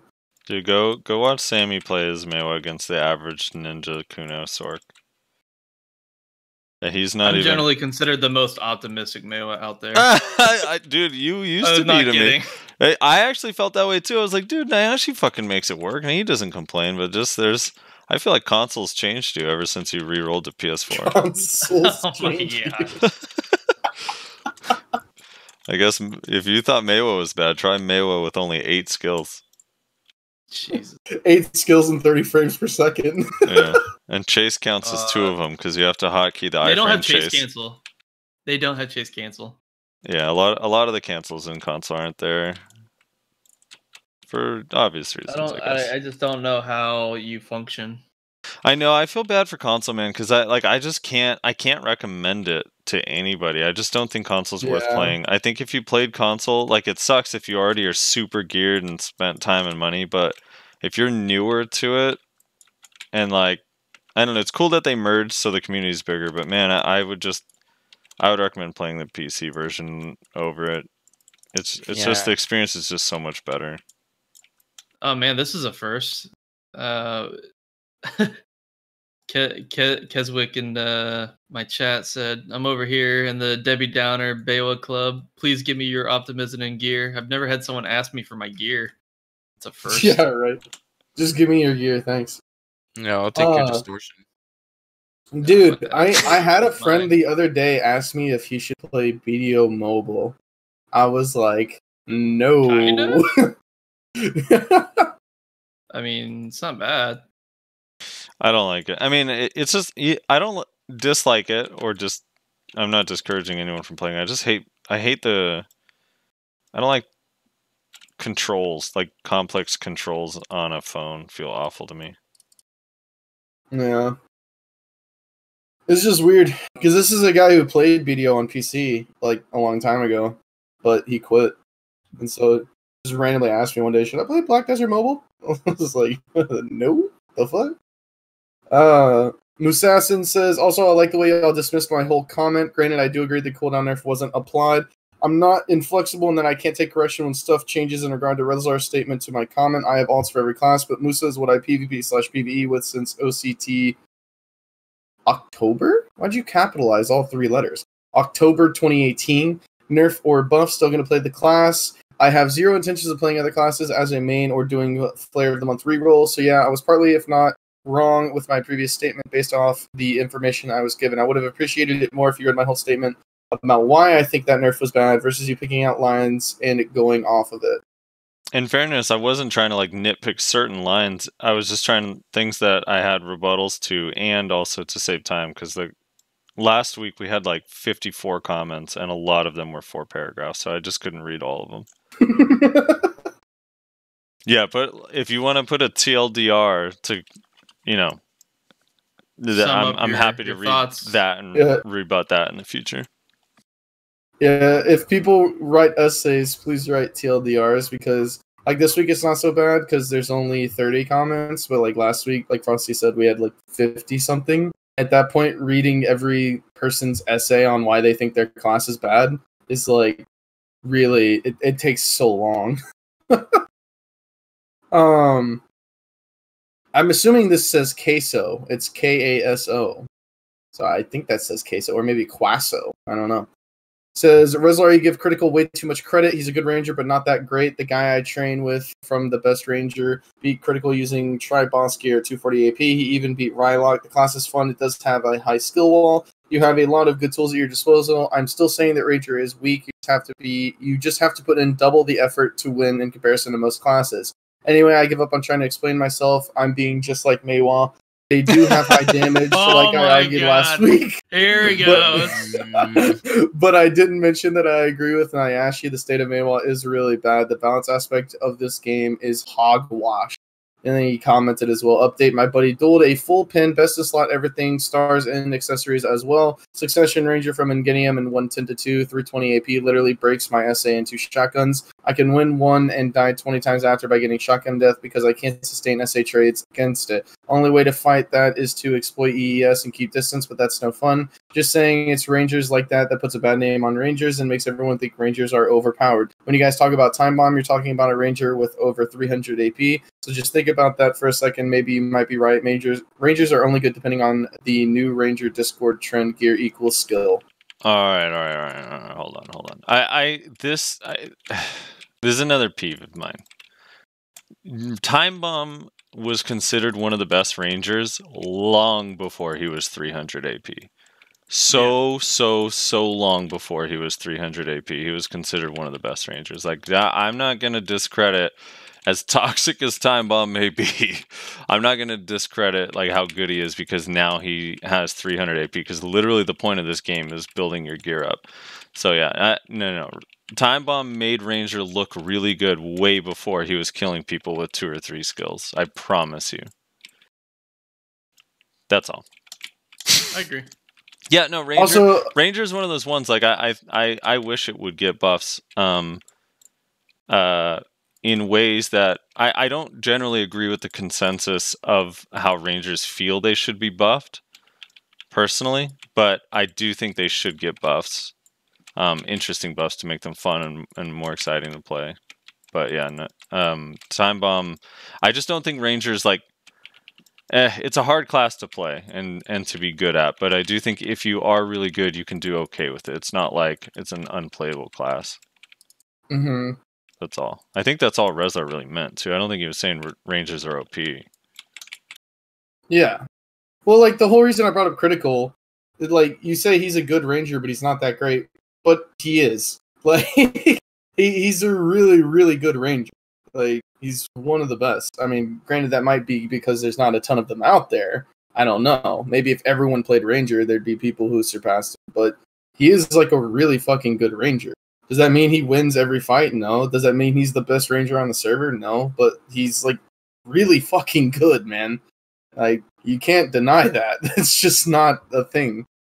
Critical got mad at me once. I killed him on my sword, and then I walked away because I actually didn't know him at the time, and I killed him. And like randomly on Medaya, he like attacked me or something like that, and typed R, and then I just went and I killed him, and then I got back on my horse and rode off. And then he was in Discord one day, and I was like, "Oh, dude, I beat you once." He's like, "Duel me right now, then. Duel me right now." He got so angry. You got like all butthurt about it. It was funny. Yikes.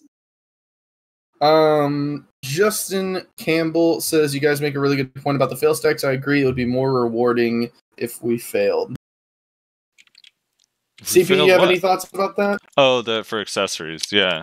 What are your thoughts on making failing more rewarding by giving you more fail stacks or something? I mean, I'm not sure why that's not already the case, especially since accessories literally just disappear. Unlike armors, I don't know why you only get 1 stack when you fail them.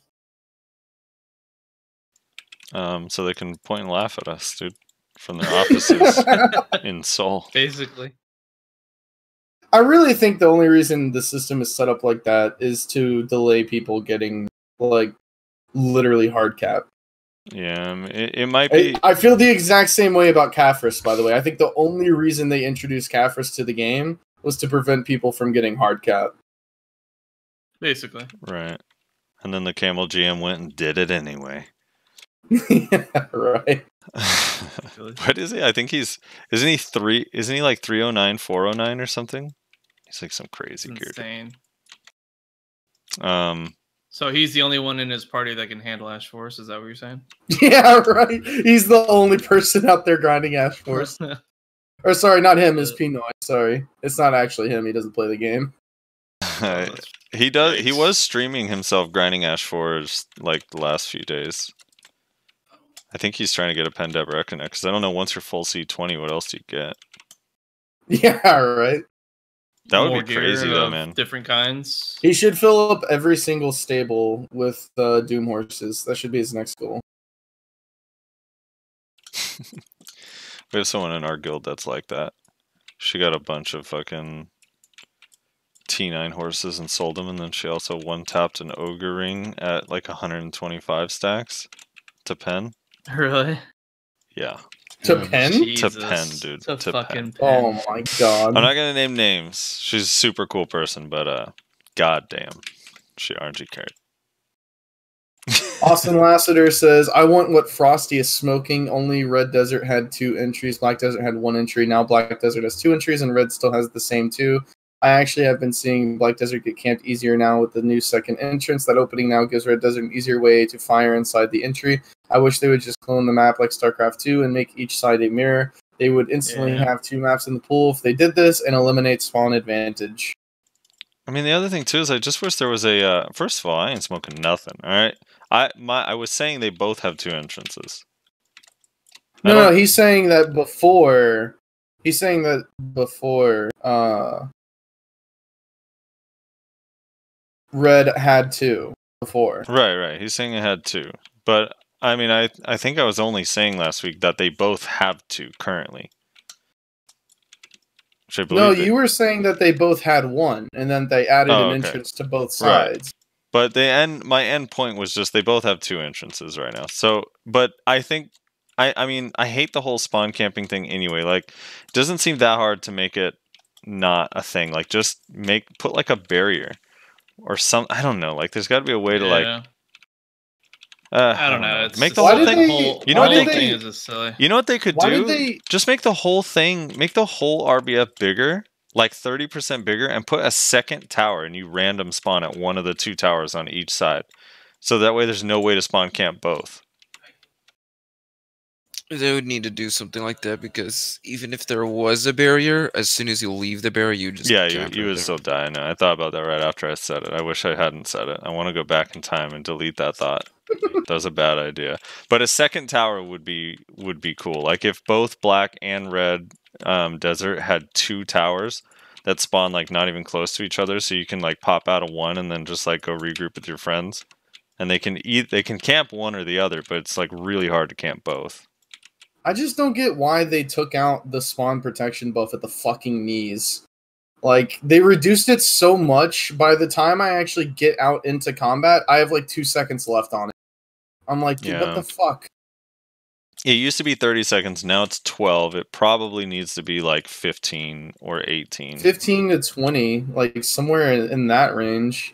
Because, like, it takes so long to go down that fucking ramp, dude. Unless you're a goddamn iframer. You also really should... No. Even on... I don't know what the hell, man. That little ramp is glitchy as shit. And lately, because of the little lip on top of the fucking entryway, like sometimes I get stuck in a fall animation for like 30 seconds there. Yeah, that's what I'm talking about. Yeah, it's annoying. Like, it's so much wasted time on this buff that is not that long. Like, jeez. Or you know what they could do? Make it a 10-second buff that you get automatically the moment you touch the ground after falling. That would be perfect, actually. So you don't even have to talk to the NPC. You just fall when you touch the ground. 10-second invulnerability, or 10-second DP, because that's all it is. DP. It's not even invuln. Yeah, I think I don't know how hard this would be for them to do because they have their issues over there, but. Maybe you just make it where if you're in your fucking spawn, if you're at full HP in your spawn, you like have PA or something, and then when you leave, you like lose it. You can't get it back for going back into it. And then like whenever you leave, there's like a 3-second linger or something. You know what I'm saying? Yep. Yeah, I mean, I think that's pretty fair. Make things a lot easier. So that way, all the fucking little ninjas and like evasion witches and shit that like to sit in the back of the spawn room and hit people as they're coming down. You literally just have PA as long as you don't leave that area. So those people will be really easy to deal with now. Yeah. Agreed. That's another like really cancerous fucking thing that happens. And give us that Thorn Tree Castle shit already. Or at least show us what it is. Yeah, right.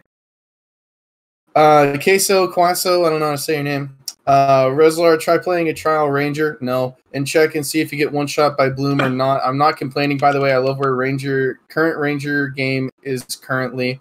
I play it just fine. It's super difficult to pull off, yet so much more satisfying when you win. Also, I don't consider Succession Ranger as rangers. Okay. Also, I mean, you're not wrong about people being able to pull off crazy abilities. Ranger Awakening class has a high skill ceiling, but I think the balance is way off when comparing other classes. Take Ninja, for example. They can go full evasion, sacrifice AP, yet even with way low AP, they can still 1 or 2 shot Rangers with Serpent. It's never an easy fight for Rangers. We can't damage evasion ninjas, but it's fair for them to have both offense and defense. It probably scales differently for other classes. Say Mystic to catch them with endless CCs. Blood, what am I saying? Ranger's perfectly balanced. BDO is perfectly balanced. Jokes aside, it is an awesome feeling killing high-pin geared people with way less gear based off being better at the game and skills alone. My problem is, and yes, my flaws as well, but being shotgunned to death by a shotgun queen succession ranger, breaking all my SA rotation is kind of stupid and embarrassing. Sure, they lost all protection for pure damage skills, but it feels stupid losing to it. And yes, I changed up my strategy to fight it. It feels lame.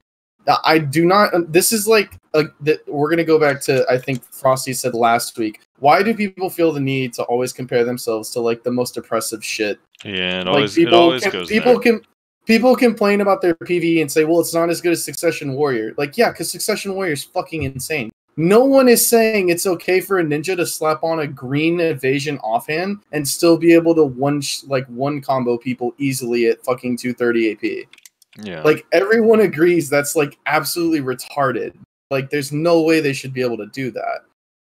So it's just, it's always like, well, this class is broken, so why isn't mine? I just, God. It's always the jump. And okay, so not to pile on, because your general idea is valid. It's just some of the like, I don't know. It's just, I always find it funny with balance. It's like, well, my class isn't very good at PvP. Not nearly as good as other classes. Take, for example, the most busted class in the game. Yeah. It's like, yeah, all right. I also a hard comparison.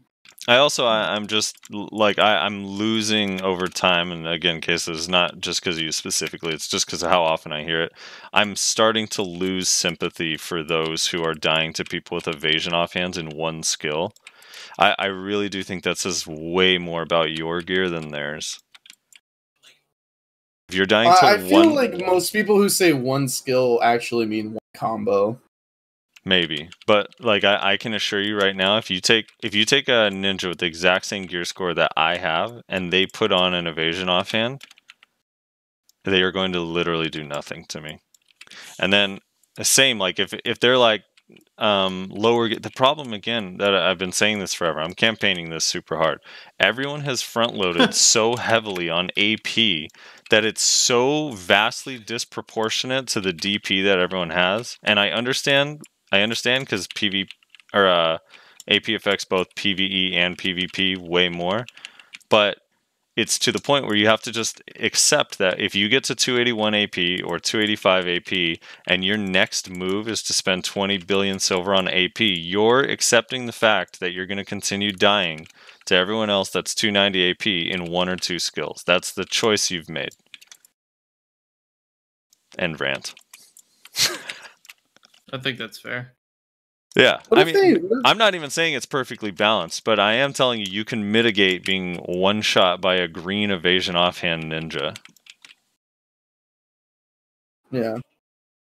And that's not to say that Ranger isn't squishy. Like, it is. Ranger It's one of, if not the squishiest class in the game. But, yeah.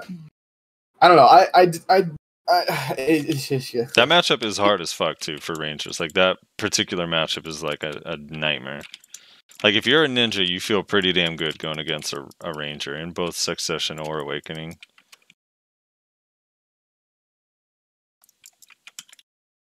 Ismer G says, "Sup dudes, love the podcast. Wish it was more than once a week, but am content. Keep it up, dudes." Thank you, man. I'm trying to come up with something. I've been throwing around ideas at Rezlar and Nayashe to like put something out in the middle of the week or stream something that's like kind of interesting but different, not just a normal like grind stream. Like, I'm gonna start streaming here soon, but mostly because I have nothing else to do. So I'm finally gonna actually do it. I legit am gonna start streaming like this weekend. I'm gonna try my best to get set up today, or tomorrow. But what I want to do is at some point during the week, like halfway between. Stream will be Frosty versus the world on which class is OP. Well, yeah, that was kind of the idea I had. I was thinking like maybe I could bring someone on that's super passionate about their class either being not strong enough or another class being too strong, and I could just argue with them for 45 minutes to an hour. Like, legit, and then just post that as just some content to listen to. I enjoy the debate very much. The most triggering content for that perspective class.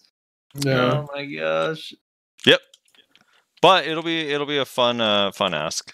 I think it'll be it could be interesting. And it doesn't necessarily I mean, there's ninjas that think that they're not strong enough, you know. I'll bring a ninja on and we can talk about that. That'd be funny. Oh my god. I want to see you and Yikes. Laven argue over who's more OP between ninjas and kunos. Ninjas and Kunos? Dude, yeah, that would be a good one, yeah. Also, what people don't realize is that Frosty actually made a deal with Satan, and he can't actually stream until he says, "I'm going to start streaming here soon, at least 1,000 times." Yeah. So that's why he just keeps saying it and never does it. Twitch.tv/SoFrosty. Go He's follow. going to stream one of these days. Yeah, you're going to get a notification real soon here. It's coming up. Musassin says, to clarify for Musa Succession, there's no cooldown for blue buff, but like Nayashe said, they reduce the damage you do when you use a skill with blue buff. The way Shaky made up for that is he got Tet Blackstar, so it kind of makes up for it. Basically, being geared helps. If you aren't geared, then any nerfs seem big. Yeah. And then Eduardo replied, so Ranger? Dude. Zodiac Master says, imagine going outside of your BDO house. Gotta stay safe from the BDO coronavirus. Me and my dragon pet will stay safe. Me and my dragon pet? Dude. I can't. Yeah. The whole virus thing has been so nuts, dude. In my lifetime, there's been nothing like this at all. It's crazy. Yeah. Yeah, it's pretty nutty. It's crazy. It also brings to light how unrelenting... fragile the economy is? Well, I was going to say how unrelenting work is. Yeah. Like seriously, like you kind of start getting numb to it over years, but it's just like, dang, man, like when I have like a week off because I can't go to work, it's just the weirdest it's feeling. Like, what is happening? Yeah, it's like, dude, there's literally just every day you found something for me to do. God damn, man, I could have a break, you know? It's just it's such a weird thing. And it's like the whole world just constantly goes you just work as much as you can and then you die. Like it's crazy. I don't know. It's an interesting way to like view the world now, like just with everything that's going on, kind of makes you think about stuff. Yeah.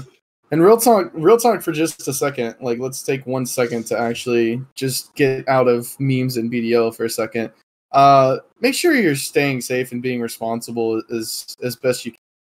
Like, this isn't a time for panic, but it is a time to, be cautious.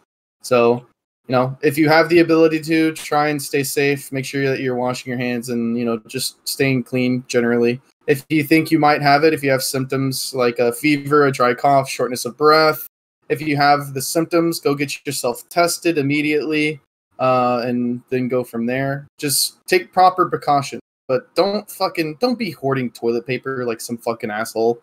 Jesus Christ, people. This isn't the time to be hoarding toilet paper. Yeah, also wipe with just one square. Like I said, you gotta be cautious but not panic. Like, there's a very big distinction. I think there's a lot of people on the extremes of they're either completely freaked out and hoarding toilet paper and disinfectant wipes because they think this is the fucking end, man. The government released some shit that's gonna kill everyone. And then you have people I just saw a video the other day of these fucking retarded college kids, my fucking generation, on spring break, complaining about how everything is closed down. Like, dude, stop, please, God. Yeah. So just be cautious and be safe out there. I have a fun story. This guy yesterday I went to the store and it's like a ghost town, right? And except right outside of the store where there's a line to get in because they only allow 10 people in at a time. I walk in, I go down the alcohol aisle, and in front of me a guy's pushing a cart, and he grabs the biggest bottle of Jameson. And he puts it in his cart. He puts it in his cart. He starts walking forward. He pushes the cart. The Jameson slides right out and smashes onto the ground and just shatters, right? This huge bottle of Jameson right in front of me. And the guy, he looks down at it. And then he looks back at me and he goes, "What happened?" And I'm looking at him and I look at his cart and I was like, "Your cart doesn't have a back." There's literally no back. The side of the cart it's facing towards him had no back cage. So he just put it in the cart, not realizing this. So when he pushed it just slid right out and shattered. And he's like, feels bad. Dude, it was. I was really like, rough. oh no. And then literally the next thing he said is like, I hope that wasn't the last one. I Oh, wonder man. if he. I That'd wonder be if he had pretty to fucking pay for that. cancer. Yeah, no. They normally in grocery stores, if you break something by accident, they don't make you pay. Not in California here. We're socialists, you know. That's rough. Government's dude. got it. Usually CP, just what about you? Your college is online, right? Your uni. Yeah, my university got moved to online. Do you have confirmed cases in your city? Yep. Rough. Corona can't survive in the cold, dude. You're safe. Go outside, touch hands. Touch Yeah, it. just hang out with people, gather up, cough a couple times, you know.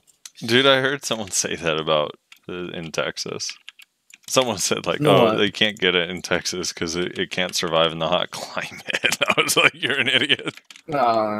That's misinterpreting what some people are hoping for. So what a lot of people are hoping for is that whenever summer hits and it gets really fucking hot, it'll kill the virus because the flu doesn't really survive when it gets really hot.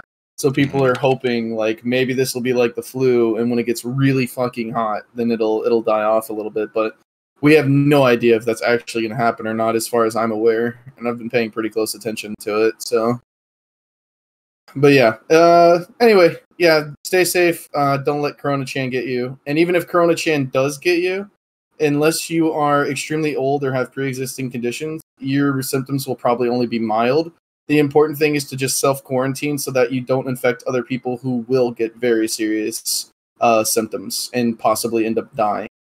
So just keep in mind that even if you aren't going to be heavily affected by it, you might infect other people that will be. So it's all about staying safe and keeping other people safe by proxy.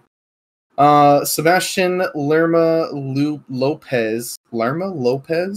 The best thing to listen to while you're grinding a BDO. Keep up the good work and greetings from Spain. Thank you. Spain. España. And that's all of them. That's it. That was the first comment. We didn't get a comment that said first this time, which I think is a first. That's good. That's exciting. That's exciting. We're finally moving up in the world. Cool. Yeah, that's everything. So like the podcast, upvote, share it, send it to your friends. Make sure you're listening through Spotify. I believe we are putting the link for Spotify in the description. Rez, is that right? Wash your hands before watching. If not, we will. You need to give it to me. Okay, I'll send you a new link. Yeah. So that'll be in the description. The YouTube, SoundCloud, FeedBurner, eventually on iTunes as well, if Apple ever gets back to me. And then thank you, CP, so much for coming on the show, man. We appreciate it. Yeah, thank you, CP. Thanks for having me. It's been pretty relaxing. I think the biggest thing I learned today is that his name came from the fact that he was trying to get CP. Yes. Well, no, he's called CP because he's a big fan of energy. So that makes sense. Yep. Where can people find you in your stream or your YouTube or all of your stuff? Twitch TV/CPCPCP. I stream occasionally, usually Node Wars. Anytime I'm like PvPing, I'll usually stream it. It's most fun in BDO. Okay. YouTube? What's your YouTube? I know you do some highlight videos from time to time. I think it's CPCPCP Piggy. You gonna do a highlight video on Guardian? Hell no, dude. This shit's boring. Really, dude? I'm gonna send you one after this. I saw a highlight video of Guardian that was fucking epic. Like it was actually really cool, and they did a really cool thing too because they were like, I think it was like 6 minutes long or 5 minutes long. In the first 3 minutes, it's only Awaken Guardian, and then the last 3 minutes, it's Succession. And like it was actually really fucking well done. It looked cool as fuck. That sounds pretty cool. Yeah, when you see it, you're gonna get hyped, dude. You're gonna get inspired, and you're gonna go to BSL and win it all, dude. Millions of dollars. I'm inspired to AFK grind a bit more. Starker gets buffed. See ya. Yeah. Flavor of the month, that sounds CP. about right. All right. No, that's it. Anything else, Rez? No, I think that's about it. Make sure you guys leave a comment, letting us know what you think. Please, if you're typing out essays on whatever, please put a TLDR. If we get like 50 comments again, and a majority of them are essays, we might just end up having to do a TLDR for you, and we might miss some of your points. So please include a TLDR if you're typing up a lot of information, in case we do end up having a lot of comments. Make sure you join the Discord so you can get updates on all the stuff that we do, updates on the podcast. And if we figure out what kind of extra content we want to put out, then we'll probably be letting the Discord know first, and maybe even the Discord gets to participate in that kind of stuff. So make sure you join that as well. Make sure you check out CPCPCP again. He's going to be, the links are going to be in the description, so go check him out on his Twitch and his YouTube. Check out Nayashe, twitch.tv/Nayashe_NA. Follow Frosty. He's going to start streaming one of these days. Twitch.tv/SoFrosty, and we will catch you guys next week. Peace.